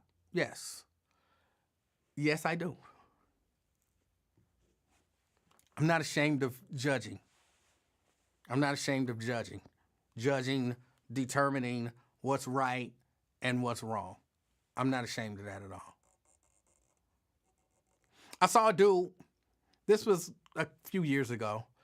He was walking in Walgreens. This is a really quick story. He was walking in Walgreens, trying to look like he was minding his own business, but I could tell by the way he walked in, he was about to steal something. Because he was, it's hard to explain, but he was trying to walk like he wasn't up to nothing. If that makes sense. Like, if you ain't really up to nothing, you don't really think about it. You just walk and, be up to nothing.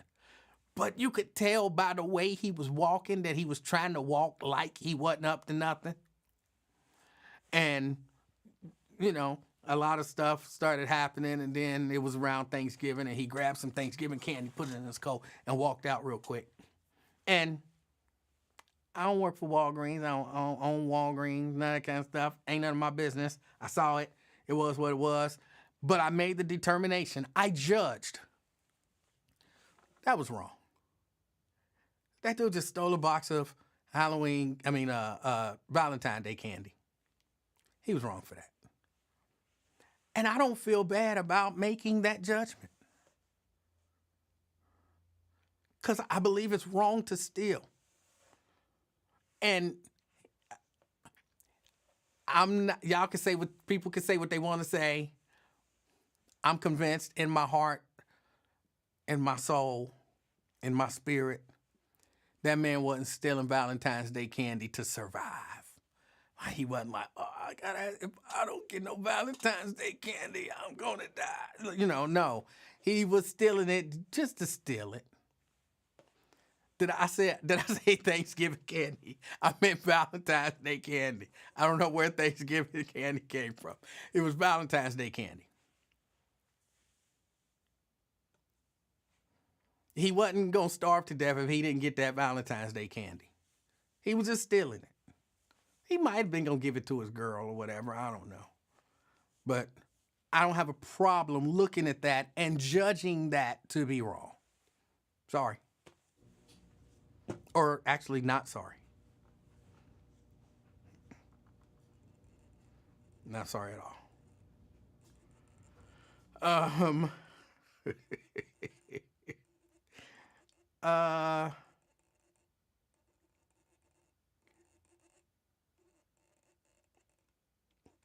Tanika says, or just allow parishioners to give freely and not announce the amount. I hate this. Makes me feel hustled. I don't care for it. I kind of think I understand it, but I don't care for it. But at the same time, if you don't have it, just don't give it. Like, I never felt guilty for not giving, especially when I didn't have it. Like, I've been in churches where they like, you know, anybody with a $5,000 love seed, or, you know, whatever terminology they used. And I sat there, I didn't feel even a little bit guilty because I didn't have no $5,000 love offering to give.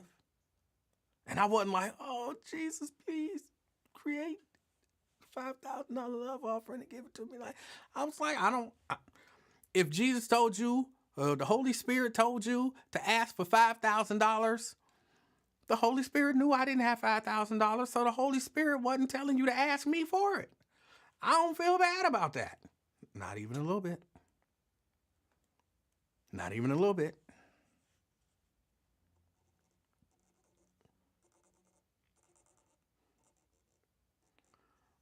Stephanie says, God is the only judge. Everyone else trying to act like a judge. God is not the only judge. Stephanie, you was on here telling me that I was wrong earlier today. You know that's a judgment, right? You weighed the evidence that you saw and you came to a conclusion that this is what you thought was right. You judged that situation. How you gonna say with your judgmental self, because we all judge, that God is the only one who can judge, so you can't determine right and wrong on your own? That don't make sense to me. You just did it earlier. Not even 2 whole hours ago.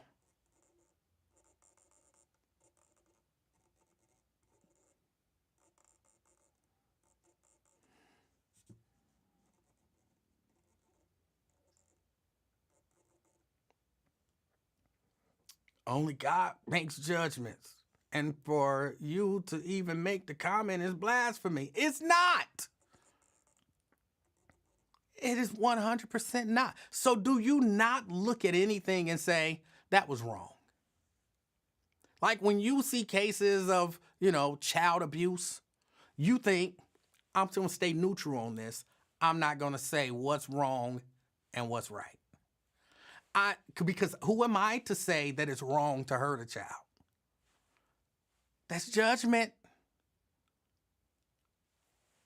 I think you're supposed to judge. You are supposed to look at stuff and say, yeah, that's not right.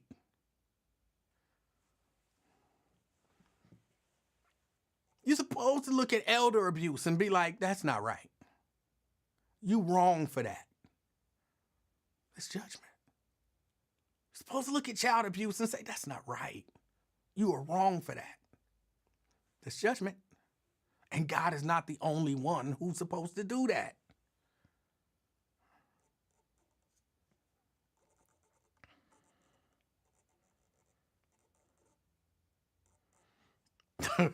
I was thinking I haven't seen any turkey candy. My bad. I felt like I said something wrong. That's why I had to go back and say, because then I thought, did I say Halloween candy? But I wasn't 100% sure. I wasn't 100% sure. So, yeah.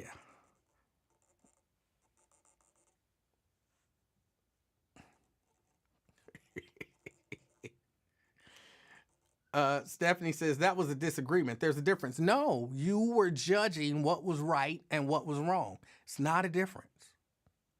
It's not a difference.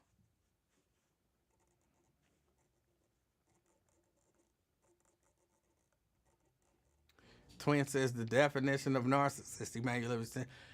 I can almost guarantee you have no idea what the definition of narcissist is.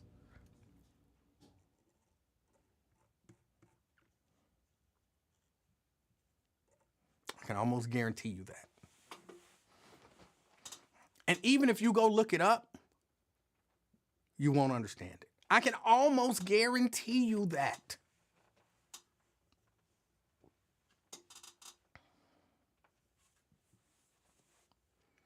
Mike says, it's amazing how we don't practice what we preach. We are supposed to judge. The Bible says also, be careful how we judge.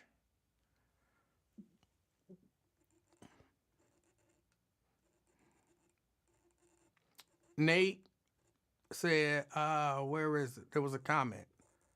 It went away.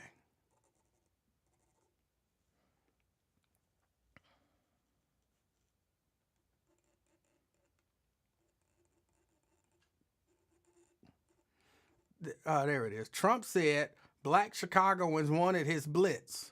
Many disagree.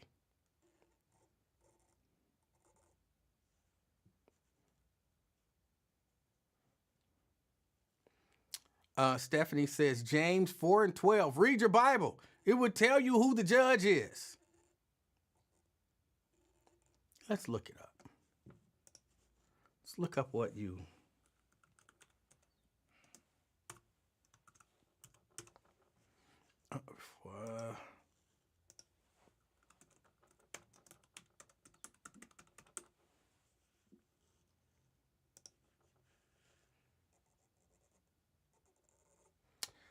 Let's look up the definition first. Judge. It's a verb. To form an opinion or conclusion about. So you're telling me that James 4:12, I believe what you wrote, is telling me that I am not allowed to form an opinion or a conclusion about anything. That's what you're telling me. That's. I just want to make sure before we go there, this is what you believe James 4 and what was it, 12 or 21, whatever. I'll look back. I got it. You're telling me that this is what you believe James is telling us we're not supposed to do, or James is telling us who is the only person who's allowed to form an opinion or conclusion about anything. That's what you believe. I just want to establish this before we go here.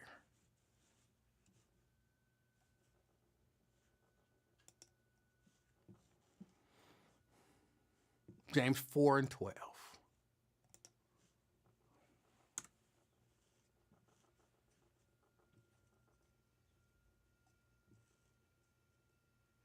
Oh, see, here you're confused. Let's read it. There is only one lawgiver and judge who is able to save and to destroy.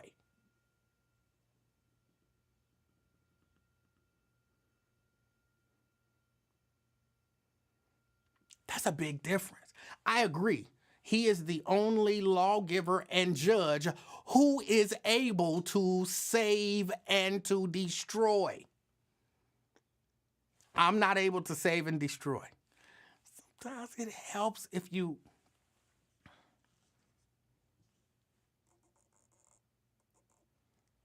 There is only one, I'm just reading it. There is only one lawgiver and judge who is able to save and destroy. I agree.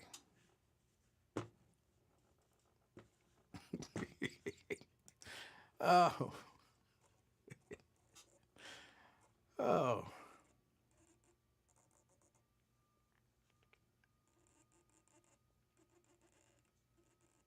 Dante say, are we about to have church? No. We just wanted to show people, because I've talked to a few judges and lawyers who tell me that this kind of thing happens all the time. And people quote these scriptures about, that's why they don't want to be on juries, because they believe that only God can judge. And I'm a big proponent that that's not the case. And that people sure, if I read just the first few words of that, there is only one lawgiver and judge. Boom. If I stop there, you might have a point. You might have a point. If I stop less than halfway through the verse.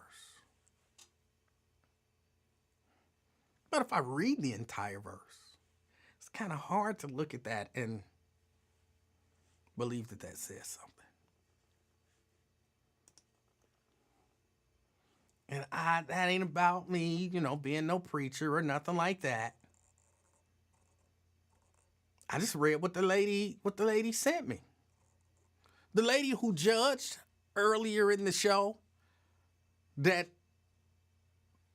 the bus driver was right and I was wrong sent me a scripture to tell me that it's not okay to judge. And I just read it. It's funny how that happens.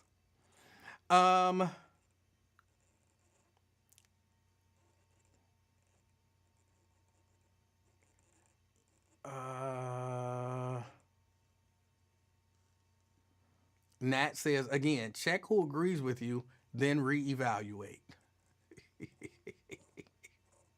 Oh, not 100% sure what that means, but all right. Hey, y'all. All right, and then lastly, if y'all didn't watch Wyatt's show, Twin had this guy call in, some bishop guy, to Wyatt's show. And I felt like this dude was kind of wacky. And not wacky in like a good way. Like he started off his conversation, and I keep telling y'all, but he don't watch my show. I'm sorry. Stephanie says, I wasn't judging, and you can say it until the cows come home. I don't have any cows. But, so you're saying, because this is the definition of the judge, to form an opinion or conclusion about something. So you're telling me you did not have an opinion or a conclusion about something. That's what you're telling me. And if you're telling me that you did not, then I'll accept it. I mean, who am I? I don't know. I'm not in your heart. I'm not in your heart. So who am I to say that you did or did not form an opinion? So if you walk around and spend your entire life not forming an opinion, then you're right. If you walk around and spend your entire life not coming to any sort of conclusions, I'll just take your word for it that you don't do that. You were speaking out of turn earlier when you formed the opinion and conclusion that that bus driver was right. You didn't really mean that. You was just saying stuff. You was just saying stuff, but you didn't really mean it because you would never. Only God can form an opinion or a conclusion, not you. But yeah, that guy, the bishop guy, came on, and I've been telling people this. This is, and maybe it's just one of my little pet peeves. I know I got a few of them, but I'm a believer that you are almost always wrong when you say black people do this, black people don't do that. You're almost always wrong. That's a really general, some black people do this, some black people do that. Some black people don't do this, and some black people don't do that. But when you really believe, like what did he say? Black people can't think for themselves or themselves. That was one of his opening statements. Black people can't think for themselves. How do you say that? Who's still running around here saying stuff like that?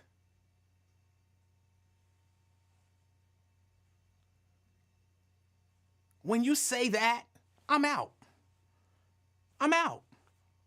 And you might even say some things that I agree with, but again, I can't roll with you because I know it's coming from a position of a person, of a mindset that believes that black people can't think for themselves. Why would I agree with anybody with that mindset?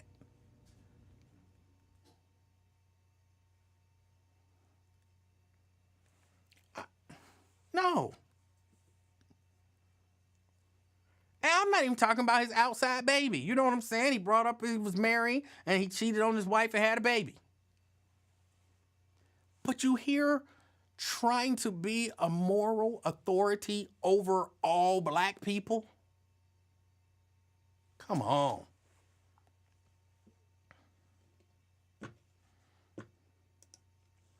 Twin said, do you even know what he meant about that? Yes, he meant black people can't think for themselves. That's what he said what he meant.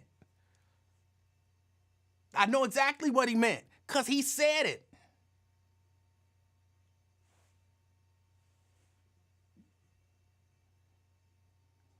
He said something else. I kind of don't want to completely misquote him.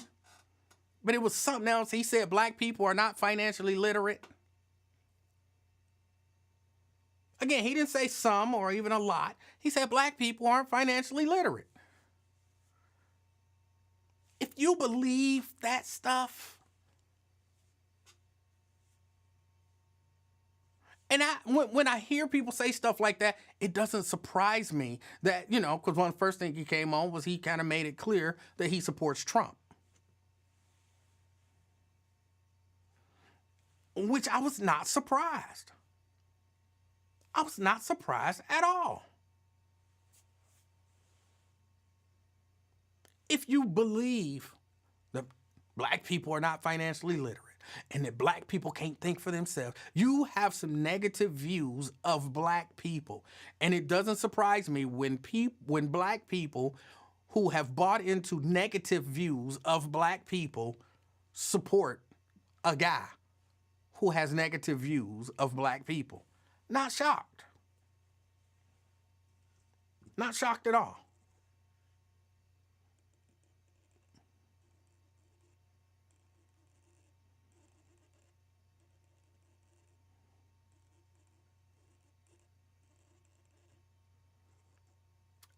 Dina says that was a mess. Yes, it really was.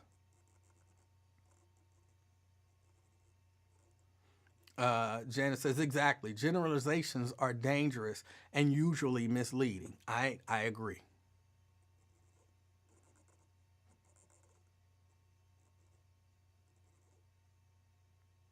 Edward said, look at who had him call in. Which is just super weird to me. It's just super weird. But, I mean, Dante said, was he white? He didn't sound white, if there's such a thing. He kept referring to himself as black. And he's, I know people don't like, oh, this person didn't sound black and that person. But I believe people sound white and people sound black. I believe there is a thing. That's real. You can listen to somebody talk, not see them, and be like, no, that's a black dude. You can listen to somebody talk, and no, that's a white dude. Every once in a while, you'll be wrong. But in general, you can kind of tell.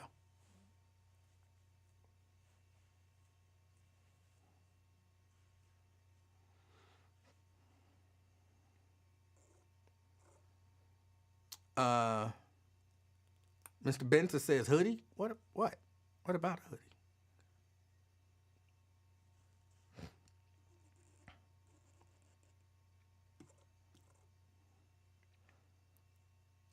Hence the reason why the bishop won't call your show. It definitely isn't a safe a space for MAGA advocates.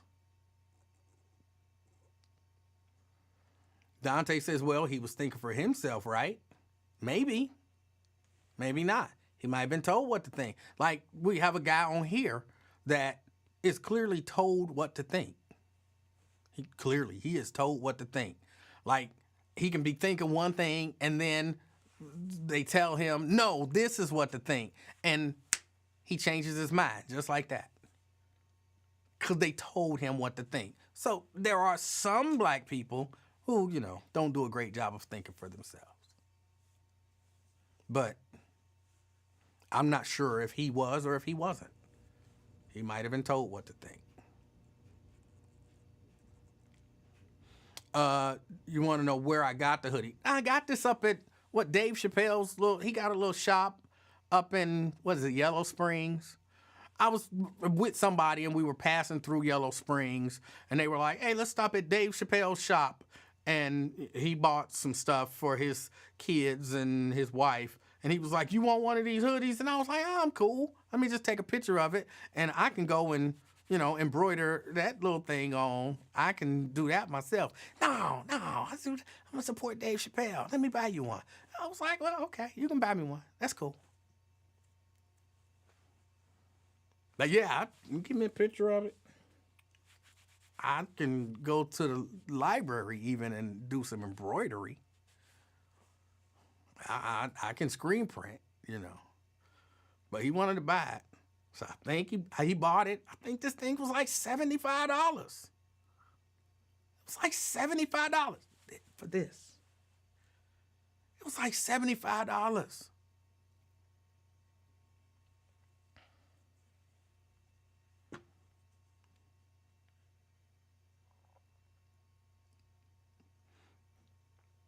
Stephanie said, I don't agree with everything Wyatt's caller said, but talk about the positive things he said. There were many positives, in my opinion. Oh, no, you can't form an opinion. Oh, no. That's, by definition, that is judging. You determined something was good. That's judging. You're not allowed to do that. Only God can do that.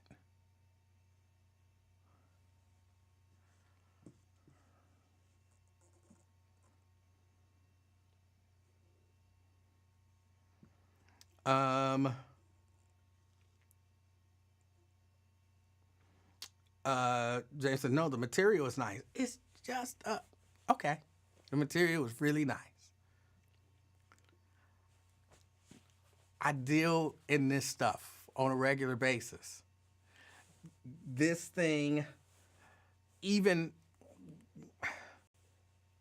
maybe $25, maybe. 25, maybe $25. I'm not against it. It is nice. It's big, thick, warm. Yeah. I'm not against it. $75. I was like, no, I'm not. No, I'm cool. It ain't no big deal. He was a money dude. He's financially literate. He was a dude with money. And, he, appreciated. And so he wanted to share. And he wanted to buy something. And so I was like, okay, cool.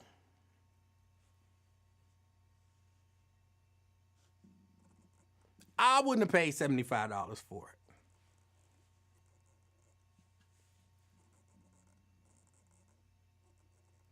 Shannon says, if you copy the hoodie, is it considered counterfeit?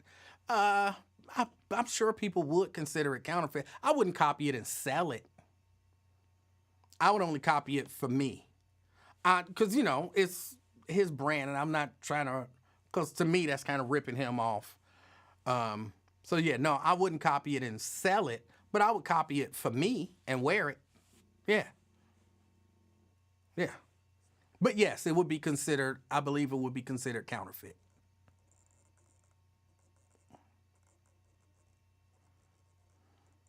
Hook me up then. I'll send you the money through Apple Pay. I'm not going up to Yellow Springs to buy you no $75 hoodie.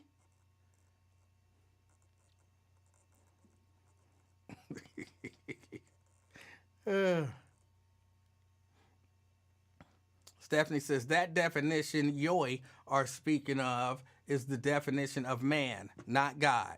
That doesn't even make sense. Okay, show me in the Bible the definition of judge. You showed me that one. Show me in the Bible the definition of the word judge. You might be able to change my mind. Because right now, I've formed an opinion. I've judged. But I'm open to learning.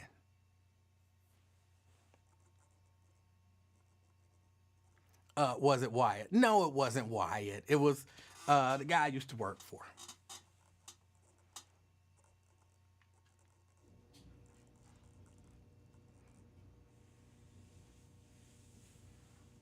Genesis, I believe God wants his people to be judgmental, kind of like righteous indignation. Dante say, is that velvet? No, it's just black cotton. It's just black. That's just my, the lighting and all that kind of stuff. It's just I don't know why I'm doing this like it's going to make it look different to y'all. It's just a black cotton hoodie. That's it.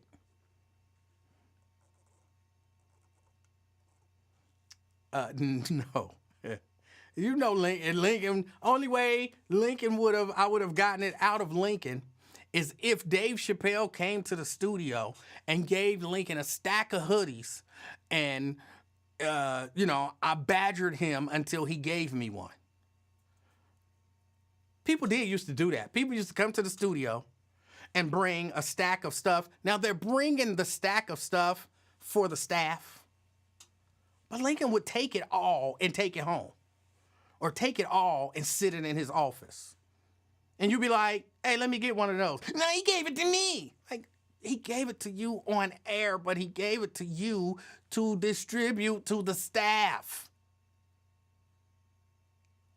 And then you have to badger him like, bro, give me one of them hoodies, man. Give me one of them hoodies.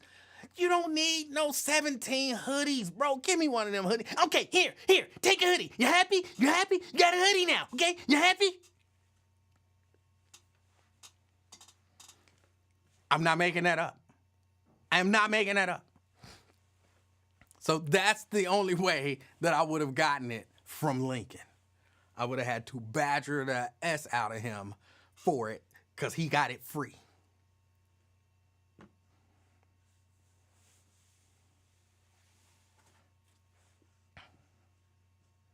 And then he used to be mad as hell when, somebody badger him out of one. Like, you got 17 of them. You ain't gonna do nothing with them. Like all them books and stuff. Remember when they rearranged some stuff and he didn't have an office anymore and he had that book giveaway? He didn't read a single one of them books. And some of them he had 5, 6, 7 copies of. He just refused to give them to anyone because he wanted them. He refused to give them to anyone. Every once in a while, Jerry might have to badger him out of a book. Like, oh, I wanted to read that book. Just give me one of the books. They gave me the book. They gave the books to me. Like, you going to read 7 of the same book.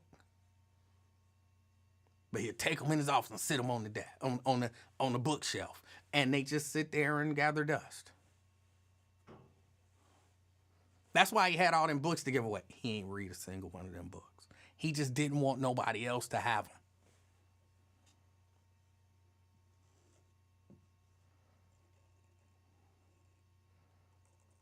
I'm telling you, it's the truth. I don't be making this stuff up. It's the truth. Sadly, it's the truth.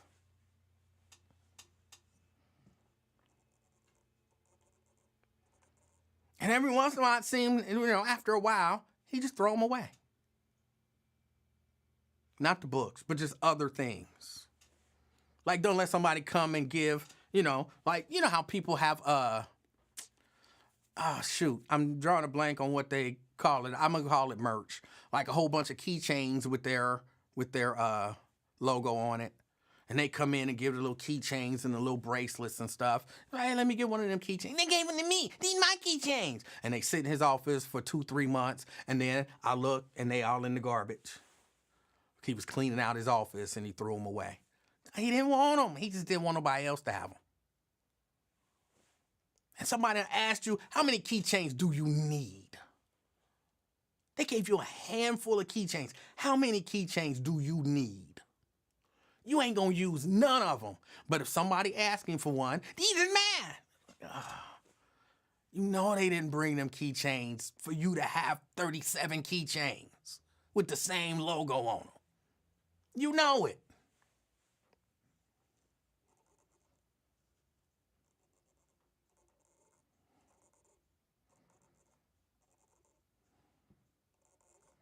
Like I said, he would throw them away.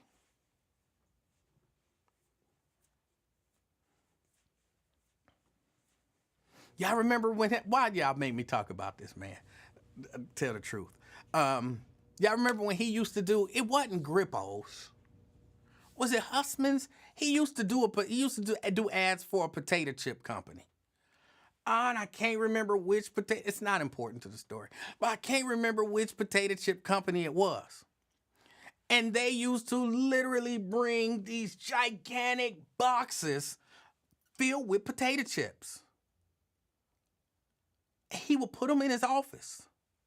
And so he would have boxes stacked up in his office of potato chips. They might have been Husman's. Just potato chips, big boxes of potato chips. And hey, Lincoln, let me get a box of potato chips. I mean, a bag of potato chips. My potato chips. Like, nigga, you're not going to eat those 7 boxes of potato chips. And they was long and tall boxes. And they would be stacked up higher than you on his wall in his office. And then they, they've been sitting there for months building up.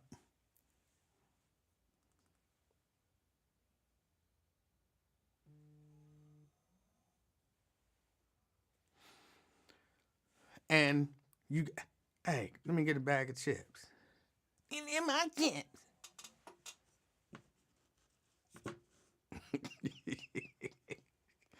Oh, Mike Sales, thank you.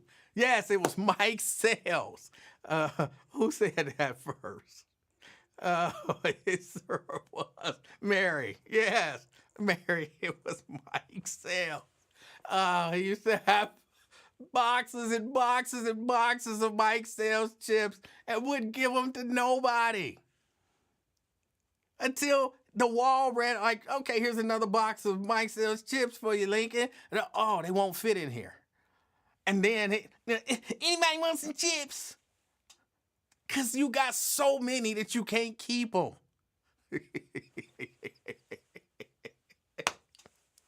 I always thought it was hilarious. I always thought it was hilarious that he would do that.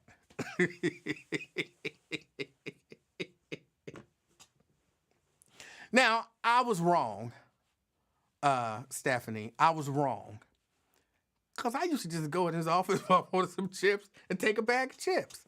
And if he said anything, which every once in a while he would, I would say, nigga, you got 7 boxes. Shut up. And then we would both laugh. And then I would go eat my bag of chips. Oh. Oh.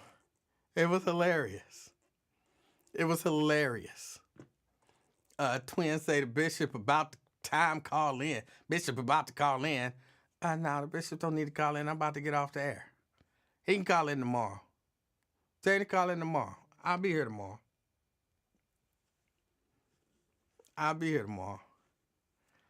But yeah, I'm about to get out of here. I ain't got time to be listening to somebody who don't like black people.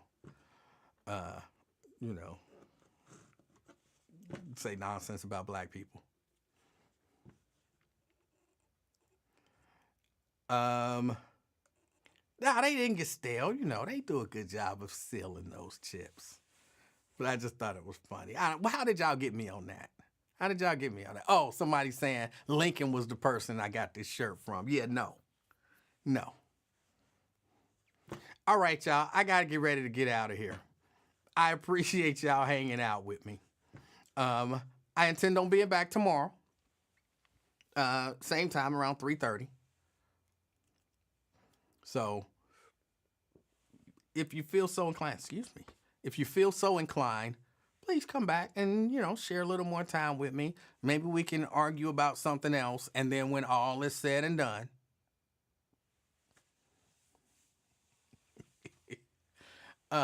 Twins say his people said no, don't call in. Just know people watching. Ooh, oh, that's so scary. I'm so scared. The people watching. He got people. I don't have people. I'm just me. And so my people is scared that his people is watching. So you got me, twin. You got me. I might not come on tomorrow because people watching. I'll be here tomorrow.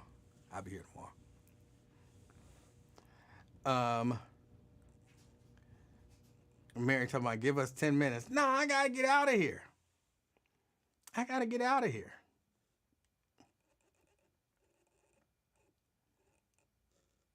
So are you gonna make our hoodies? Well, no, I'm not making y'all no fake Dave Chappelle hoodies. I wouldn't do that to Dave Chappelle. You know, I wouldn't do that. I'm sure he'd make a little bit of money off of that. I will say, they was doing a sale. They were doing a sale when I got the hoodie. And I think it was like if you buy a hoodie, you get a poster. And they had posters, different, because, when they go places, they put up a poster, So it was like Dave Chappelle in Minneapolis. The one I got, if I remember correctly, it's still somewhere rolled up.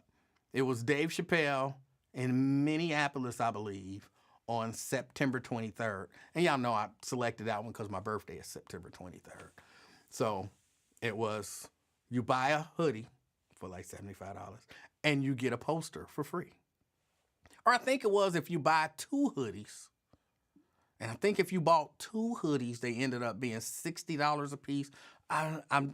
My prices might be a little off. I think if you bought 2 hoodies, they ended up being $60 a piece, and you got a free poster. And so I got the hoodie, and he let me pick out the poster. And so, of course, yeah. You can't hook a brother up. We're not friends. I cannot hook you up with no bootleg merchandise. No, for real. I respect people. I respect people's brands to a degree. Like I would not, like my Air Adidas shirt, which I was actually going to wear today. My Air Adidas shirt, I'll make them for me.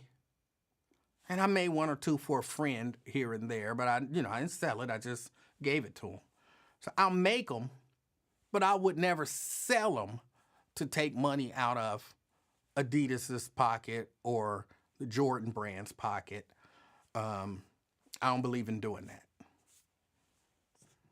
Even, my little bit of money that I would have made off of that little t-shirt, I wouldn't even do something to attempt to infringe on somebody else's brand for profit. I'll infringe on their brand for me, for free, but I wouldn't do it for profit.